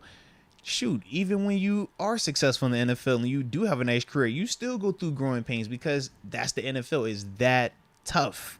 So for Kenny, man, he's going to be fine. Just give him the time, baby. Give him time. You want me to read you off some of these training camp headlines from current star quarterbacks? All right, let's hear it, man. What you got? Bleacher Report tabs Josh Allen as early disappointment in Bills camp. Chiefs Patrick Mahomes is having a rough training camp, throwing 7 picks in 6 practices. Ravens quarterback Lamar Jackson struggled during Tuesday's practice. Chiefs Patrick Mahomes has been a mistake-filled mess during camp. Pickett will be all right. I think he'll be all right. I think he's been getting better and more comfortable every day, it seems, based off the reports. Hey, look, check it out, Deke. Those are 2 MVPs, 1 Super Bowl MVP, and then one guy who's a favorite to be an MVP. If they can struggle, yes. Don't think it's outlandish for Kenny to struggle. Don't think it's outlandish for Kenny to take a little bit longer in this process, man. That's completely normal, though, bro. Completely normal. All right, next up on the list, official momentum. He says, prayers that I'll be clear to walk soon. No, absolutely. We definitely need you back out here walking in these streets, baby. Come on now. Come on now. I got you. Let's go. All right, Barilla92. He says, you pay an AB, you replace a DJ in the draft. It's that simple. That's what he said, bro. You pay an AB. He has a fair point. You replace a DJ in the draft. I'd like to still have DJ, though. Nah, he said in the draft, bro. That's what he said, man. You can now with these receivers coming out. We could have easily replaced them. We said receivers looking we like technically the new did, and we back. didn't even trade them with Pickens. We said receivers is looking like the new running backs right now in the terms of like how these guys are coming in and the impact they're having right away as well. It's like, why would you pay one of these guys? Well, let me put it to you this way. If we were to trade Deontay, now we were talking about wanting a first-round pick, but let's say we traded Deontay for a second-round pick before this draft. Yeah. We could have came away with Sky Moore and Pickens. Not have to worry about contracts at all. Yeah. His theory makes sense. Yeah. That's all I'm saying. I think Deontay is good, though. Yeah. I'm fine with keeping him. Fair enough. Fair enough. Bombs away. Shout out to your name, by the way. And I like the fact that in your emoji, Sky Moore was available for us. I know he was. It was Sky Moore Pickens, I think. He definitely was. Nakobe Dean was there too in that second round. Absolutely. Wow. All right. It says, this is Bombs Away. He says, DJ can catch the same kinds of passes in my opinion. DK Metcalf is faster, bigger, stronger, more talented though. I would pick DK Metcalf over DJ any day. In order, he goes DK, he goes DJ, and then he goes Debo. Sure. Honestly, I think long term, that's fine. Yeah. And if we're talking just pure receivers, I fall into that category as well. Debo is the outlier solely based on what he can do as a running back. That's the one part that just makes him kind of his own little unicorn. But if you're taking that away, then yeah. That's and now having Trey Lance at quarterback. Absolutely. I'm putting him in that order as well. 100%. All right, we got Kareem Grant just showing a little love. Salute you, baby. We appreciate you from the heart, And my Irish brother, my partner, them, Michael Patrick McCracken. Listen, hey, when I was getting tatted up, was that a week ago? I think it was a week ago, 2 weeks ago now. Yeah. I put the vet up. When I got my shamrock on my leg, man, I was thinking of you, dude. I ain't gonna lie, I was thinking of you the whole time. I was like, yo, my Irish brother there, man. I know my man Michael Patrick McCracken relate to this. I know he can feel what I'm doing right now. You know what I'm saying? So shout out to all my Irish folks out here, baby. For sure. All right, he says, Moats, as a former player, do you live in reality and know you are worth 15 to 18 million, or do you just go for top dollar? Having a reality show of former players who sucked once they left would be fun. All right. Wait, what is this? So he's saying, like, in the sense of when athletes, like, when they're walking around, do you look at yourself and know that I'm a multimillionaire, right? Or do you just kind of say, man, I'm just looking for whatever the top dollar is? Or, I know for me, I personally don't think a lot about the money part of it. What's he talking about? If you're out and about buying stuff? Yeah, I don't know the full context on it though. Yeah, like you're buying stuff online. Yeah, I don't know the full context of it, but like maybe this would be a good example because you're getting into golf now, right? Whenever you're buying the clubs, yeah, you got nice clubs. Correct. Yeah, but I feel like you want nice clubs though. I don't. Maybe that's not a good example. Yeah. What about clothes? You want top dollar clothes? I know the shoes. I'm a top dollar dude. So you answer this question. Hey, look, man. But I still wear this isn't a cheap shirt. This is still a nice. It was a gift actually. But yeah, I still wear like a Target T-shirt, like the graphic tees. Like I still rock that. Yeah.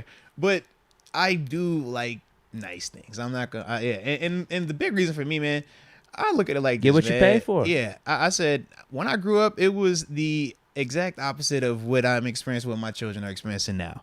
So for me, I know people will say, man, I do this for my kids so they can experience this. But low key, I'm doing it for me too, because I've never experienced this. It's like fun for both of us. Like we do things, we take trips. They like, yo, I'm like, nah, I ain't never done this. This is fun. Like, yeah. Whereas you got like some people like, yo, I only want to do so my kids can just have. I want the kids to have everything. I never let the kids like, nah, bro. I'm experiencing life. They along for the ride and they enjoying it as well, but I'm experiencing this thing, man. So that's, I do like it, but that's also why I work hard. Like, think me, even as a retired dude, I could easily sit here and do nothing, right? Just live off of the money that we've made as a player, investments, and chill. But I'm going to do this like, yo, I don't. You want to be iconic? Yeah. You want to be legendary? I do, honestly. It's like I want to be remembered. Like, you're not going to be remembered if you go off and die quiet like that, man. It's like, yo, I want to die enormous, bro. Like, I need to be out there. But I also have to have that balance, too. And my thing is branding. It's like, yo, you're going to see the work, but you also going to see the fam. And I want to merge that. And I think I've done a good job of merging that. So now both of my brands are the same, I think so. Now I could blend work and play all at the same time. Yeah, it's like the trifecta. You got working hard, having fun. Mm-hmm. Gotta have fun. Isn't that the three pillars? That sound about right. The three pillars of the Moats brand. That sound about right. You know what I'm saying? But yeah, I don't think we walk around like I personally don't walk around thinking like, yo, I'm stacked up. I got paper, boy. I'm richer than her. Like I don't do that. Nah. I know some dudes that do though. I definitely know some dudes. They walking like, bro, why you talking to that person, bro? Like get your yo, chill. But there are some people that, they do have that air about them and they feel like they don't need to respond or look or talk or interact or be amongst what they call the common folk. Screenshotted his bank account. Yeah, like this. That's not my energy. You know me, Deke. You would never like think about it, as long as we've been around. We hardly ever bring up money. I don't even want to talk about it. You know what I mean? Like, but it's certain people, like, they're just different in their approach, where they're like, nah, bro, I got it, and I want you to know it, and I want you to give me everything, and I'm gonna do what I want, and you better not say nothing because I got all this. I'm just not that guy, man. Yeah. You got next one still? Yeah. Dang, the chat jumped again. Holy smokes, y'all are out here today, boy. I appreciate y'all. We both appreciate y'all, because this does. Oh, I think I'm up. I'm looking at your screen right now. The Calmonier one with Deontay. I think I could take over here. All right, let's get it. But I was gonna say, man, just back to the people that have been contributing to the show. Remember, when y'all contribute to the show, man, not just in the super chats, but think about when we bring up sponsors, right? DraftKings, Manscaped, and y'all use those promo codes and y'all get those clicks and stuff like that. Man, that helps pour back into here, and then it allows us to do more for y'all, expanding more shows, different content, stuff like that, man. So we genuinely do appreciate y'all, man, from the heart. Never mind, it jumped on me. This is all you. Oh, God. I'm on official momentum. He's talking about Steelers offense and defense. All right, I got you. Kyle Bone, yeah, what up, partner? How you living? He says, Deontay really is everything you'd want in a wide receiver. Would he really break the bank? Question mark. He's a young playmaker, filthy route runner, and deserves his money. So I don't get the context of how he's wording that, though. Deontay really is everything. Deontay. Yeah, Deontay is really everything you would want in a wide receiver. Would he really break the bank? That's the part for me. Would he really break the bank? For us, like, what's the difference? What's the difference between 20 and 18? And I get that. Yeah, I kind of had the same sentiment with Boswell. That makes sense. It's not the end of the world. Let's just not get up in the 24 million range, please. That makes sense, man. That makes sense. Now I'm with you on that, Calvin. Yeah, absolutely. Because he does check all those things, man. And just make it a short-term deal. I don't want to be 4 or 5 years into this. So you want a 3 for 70? Well, I guess those were both 3. No, 3 for 70. So that's what, 21? Is that 21? No. 3 for 60. So, yeah, 3 for 60. Okay. I don't feel the best about it, but I understand. That's fine. Front loaded a little bit. Yeah. Guarantee a lot of the money. Just so we have flexibility 2 or 3 years down the line when Pickett's contract's up and the other rookie receivers' contracts are up. So we could like have a decision. We're not like just stuck with Deontay. If Pickens emerges as the best receiver, same with like Calvin Austin. We're like, all right, between the two, Calvin's younger. Let's pay him now. He's going to be more the future for us. That's what I just want flexibility in like 2 or 3 years. I could dig and we're probably going to have to pay a franchise quarterback too at that point. That is definitely something that will be on the table. Yeah. Like we'll probably have to just do the Ben, AB, Bell pillars on offense. Get your franchise QB, Najee, pick a receiver one if it's Pickens, Claypool, and then you have to just rotate between wide receiver 2 and 3, either through draft or getting like some mid-level guys or just solid veterans maybe. I think that's going to be the strategy 3 years down the line. Nah, facts. Oh, yeah, make sure y'all liking the vid, too, man. I just thought about that. I keep seeing people say, hey, man, hit the like button. Yeah, I don't think I did. No, I did. I already did. Make sure you're hitting that like button, man. If y'all ain't like the vid up just yet, make sure y'all like that. Yeah. All right. Next up, Tommy Vincent says, just tuning in. Much love from AZ. Man, you know we got love for our AZ folk out there. You know that. That Pittsburgh West. Come on, baby. Cal Monier spinning the block. He says, this really about to be the most lit preseason ever. That's not a good thing. No, it is kind of to fun, a degree, bro. sure, but like we want to enjoy preseason, man. To me, it was a lot of fun. What year was that? Oh man, the boring preseasons are good too. Well, no. I'm thinking of. Yeah, was that last year, right? No, Hall of Fame game for Steelers Cowboys. Haskins, Rudolph. Like, that was fun.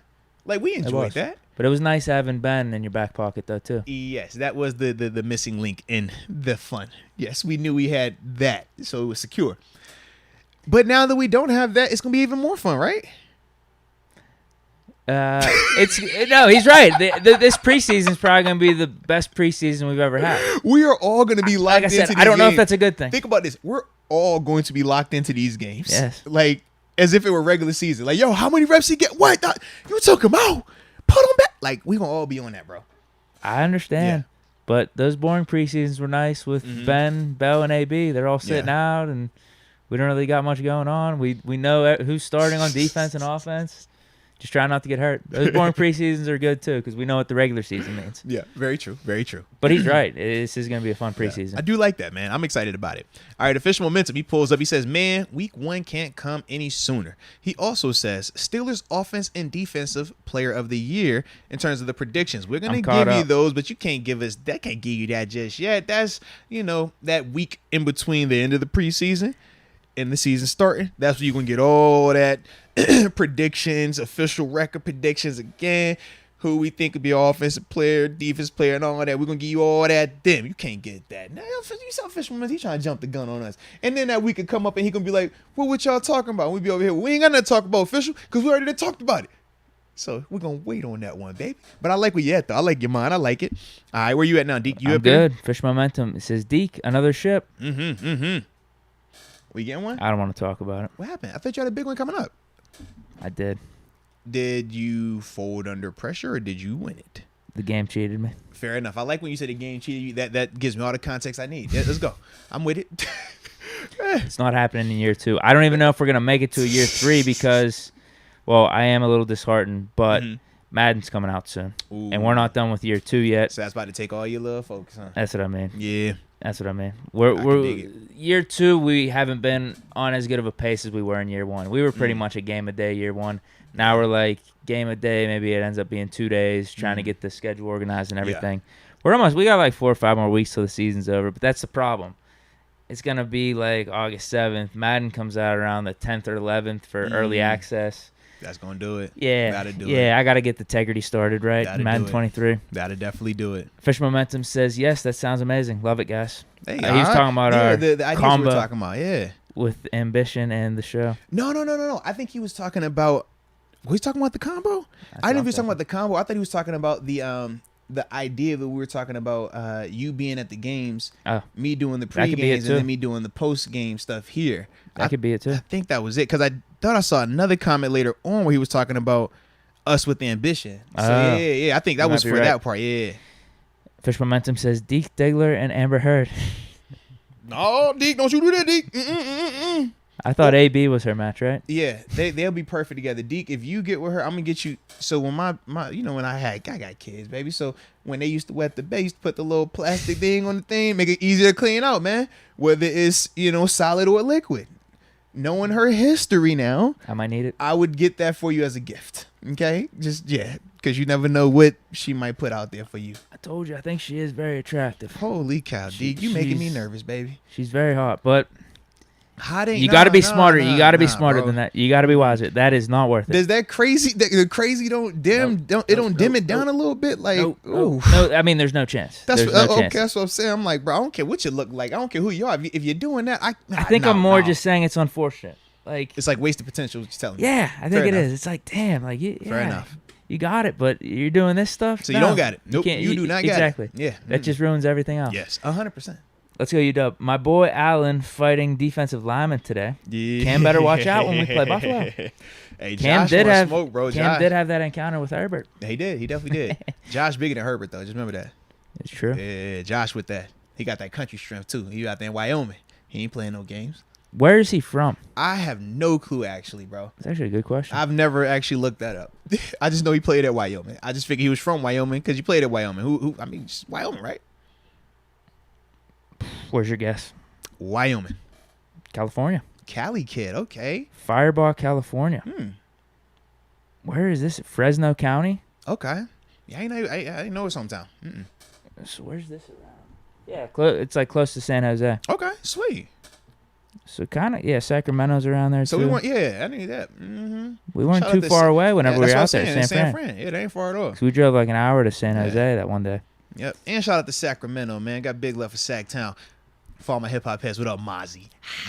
Fish Momentum with the reminder, 9:30. So it is September 30th. Ambition and Radio Tokyo live at Rivers. And it also says Deke should be the Steelers' new coach. Hashtag NCAA. He liking what he's seeing on that game. Trust me, he thinks I'm really good at my offensive schemes or just how I see the football field. Oh.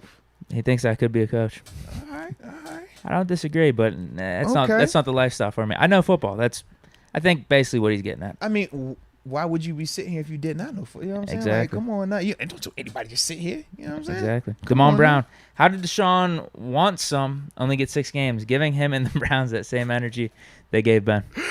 Hey, and I'm all for that. In all seriousness, man, when we talk about the social media gamesmanship, we do know that part is very real. And I personally, like, it's petty. But I do understand it, and yes, because Ben was my teammate. We had to see that for a long, long time. I still feel some type of way about it. Yes, make sure y'all send him that. Yeah. DY, you gonna get some of that all year.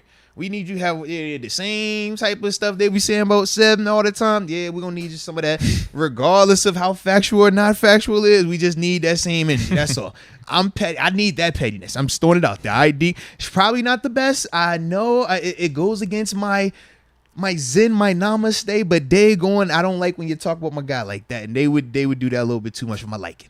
So, yes. All right. Fish Momentum says, Arthur Moats' experience with Deke and ambition. See, I told you, bro. This is it. Wow. He could close it out. We do the show. Hey, special selection from ambition. Take it away. Yeah, we got the music playing a little bit as we're closing it out. That's too, it, the bro. intro. Like we at church or something. A little extra music. Right. As soon as you close it out, the bass hits, and then he starts singing. Come on, man. That'd be sick. It'd be dope. Fish Momentum, I'm going to check my inbox, Moats, for your response. Yes, like I said, I definitely got you, man. Also says, blessed to have met y'all. This is only the beginning. He's right. Hey, let's go, man. No, seriously, dude. And ever since we met you, you've been on fire. Like, seriously, man. No, we salute you for that. Shout out to the #1 podcast worldwide, is what he also says. And says, all love to everyone, Steeler Nation. Facts, man. Steel Twins. Hey, guys. Moats, answer a question from my brother. What it do, man? Where your brother at, man? He says, hey, wait a minute. I got a bone to pick with you, Steel Twins. Now, this could be a typo, very well. But daggone, how you on this channel and you got my name spelled wrong?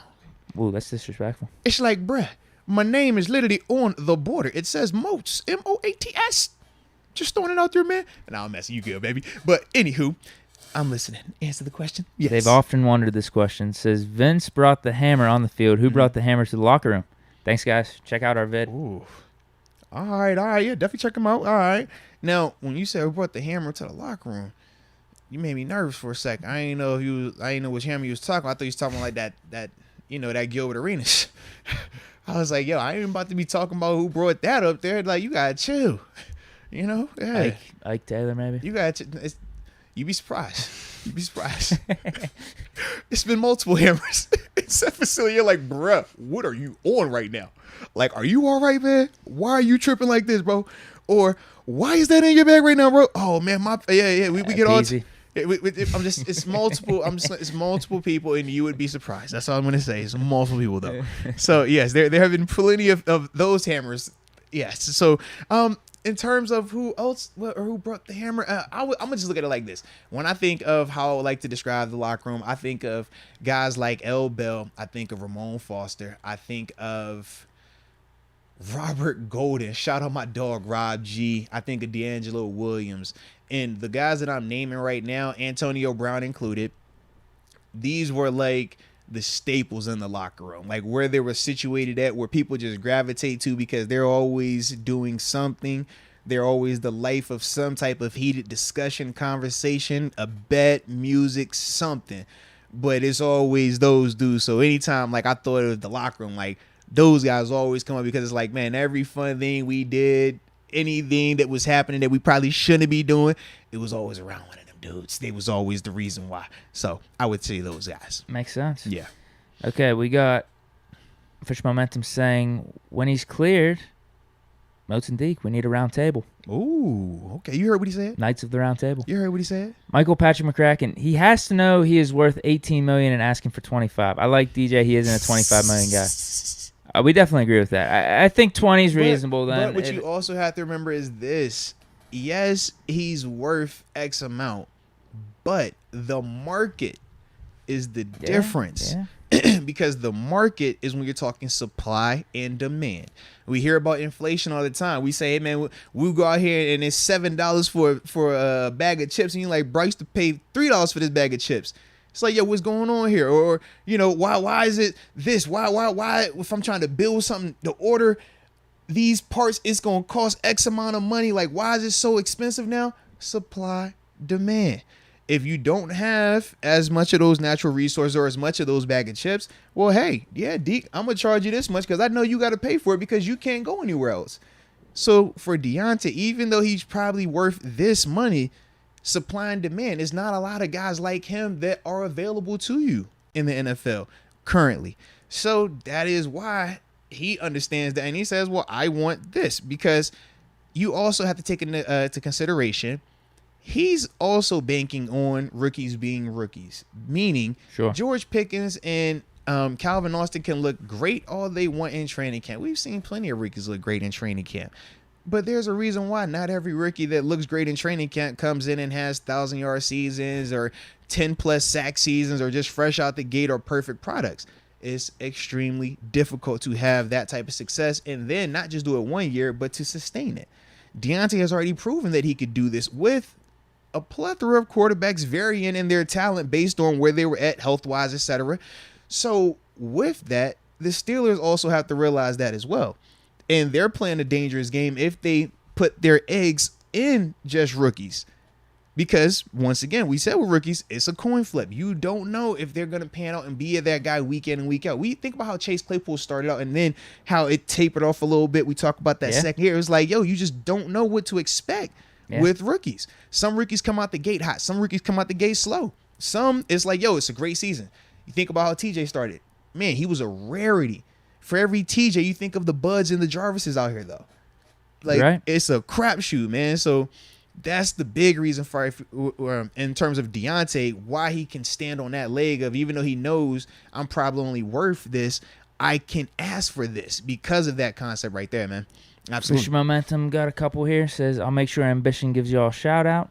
Says, win it all for Haskins. No, facts, man. And then R. Barley says, with all the position battles, turnover at receivers, and the quarterback situation, do you think we'll see more than the typical 75-25 run-to-pass ratio? Ooh. Would be nice. 75% running? I don't even think you could do that now. There's no way. Yeah, I mean, that's like very, very lopsided. I don't think it could get to that. I think it would. You can't run more than you pass in this league. But I guess the Titans, though, they probably are, what, 60-40? Yeah, when it's Henry. Yeah, but even then, 60-40, that's still like, that's not 70 yet. Yeah. It can't be that, that'd be way too. I think 50-50 is fair. 50-50, worst case 60-40 one way or the other. But, yeah, I wouldn't want it to be 75-25 for either side. Jake Malessio, can we all watch a game live together? Been asking. So, that's... what's the concept though? And in terms of like in stadium or like watch party or renting out a warehouse. That's what I was trying to figure out. Like, are we saying like we going to like a location? Like, oh, we're at this bar, pulling up. Yeah, that'd be cool. Like, are we doing that? I think either or. Okay, yeah. Not the worst idea. No, it's definitely not. Something to throw in the group of ideas we were talking about earlier, right? Man, absolutely. Captain Spartan 04. I know Tomlin's McDonald's quote where you know what a number one looks like, but how will we tell KP is a guy? Like, does he need a game-winning drive? Typically, yeah. Or you need to have moments where it's adversity. I think you just know. Yeah, well, I mean, certain guys, they just come out and you're like, yo, he looks special. That's one way. But you also need to see them with adversity. And I think that's what really separated Joe Burrow last year and why people started to, like, take note to him. When you see him in adversity, we talk about 7, Ben Roethlisberger, right? Why he became so iconic. It was like, yo, fourth quarter drives, you know he could come back. We talk about Brady. It's, yo, I need you to have adversity. Like, it's cool to be dominant. It's even like, think about Mahomes. It's like, yo, Mahomes, when he was dominant is dope. But it was like, yo, you needed to see him go through some stuff to really appreciate him that much more. And you didn't know what he was going to do in the playoffs. Right. Like, so now we see him, and we have way more respect for his game because we've seen him go through some stuff. Same thing with Josh Allen. Yeah, so I think for Kenny, similar concept. Like, whenever he gets that opportunity, he can come out the gate hot. But I think when we see him have to go through some adversity and pop out of that thing, that's when we'll know for real. How does he handle himself then? How does he respond in those moments? Come on, Deke needs a wholesome woman to come into his life. Yeah, Deke like to hold on some women. You right about that. I don't know if he wants to hold someone, but he need to hold on some of them. I need a girl that reads the Bible.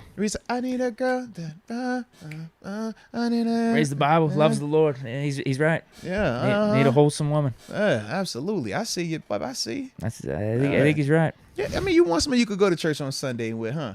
What they say? Go to church on Sunday, a freak on Monday, or she a freak on Saturday. She she was saying hallelujah, thank you, Jesus. There's definitely songs like that out there. Yes. She was, she got saved on Saturday night. Jesus, Jesus, Jesus. Then went to church. Jesus, Jesus, Jesus. Like, I get it, bro. I'm with you. All right, Dick, give him some wholesome, man. I'm with you, man. Fish Momentum. Y'all watch Ambition Put It Down video. Can't say I have.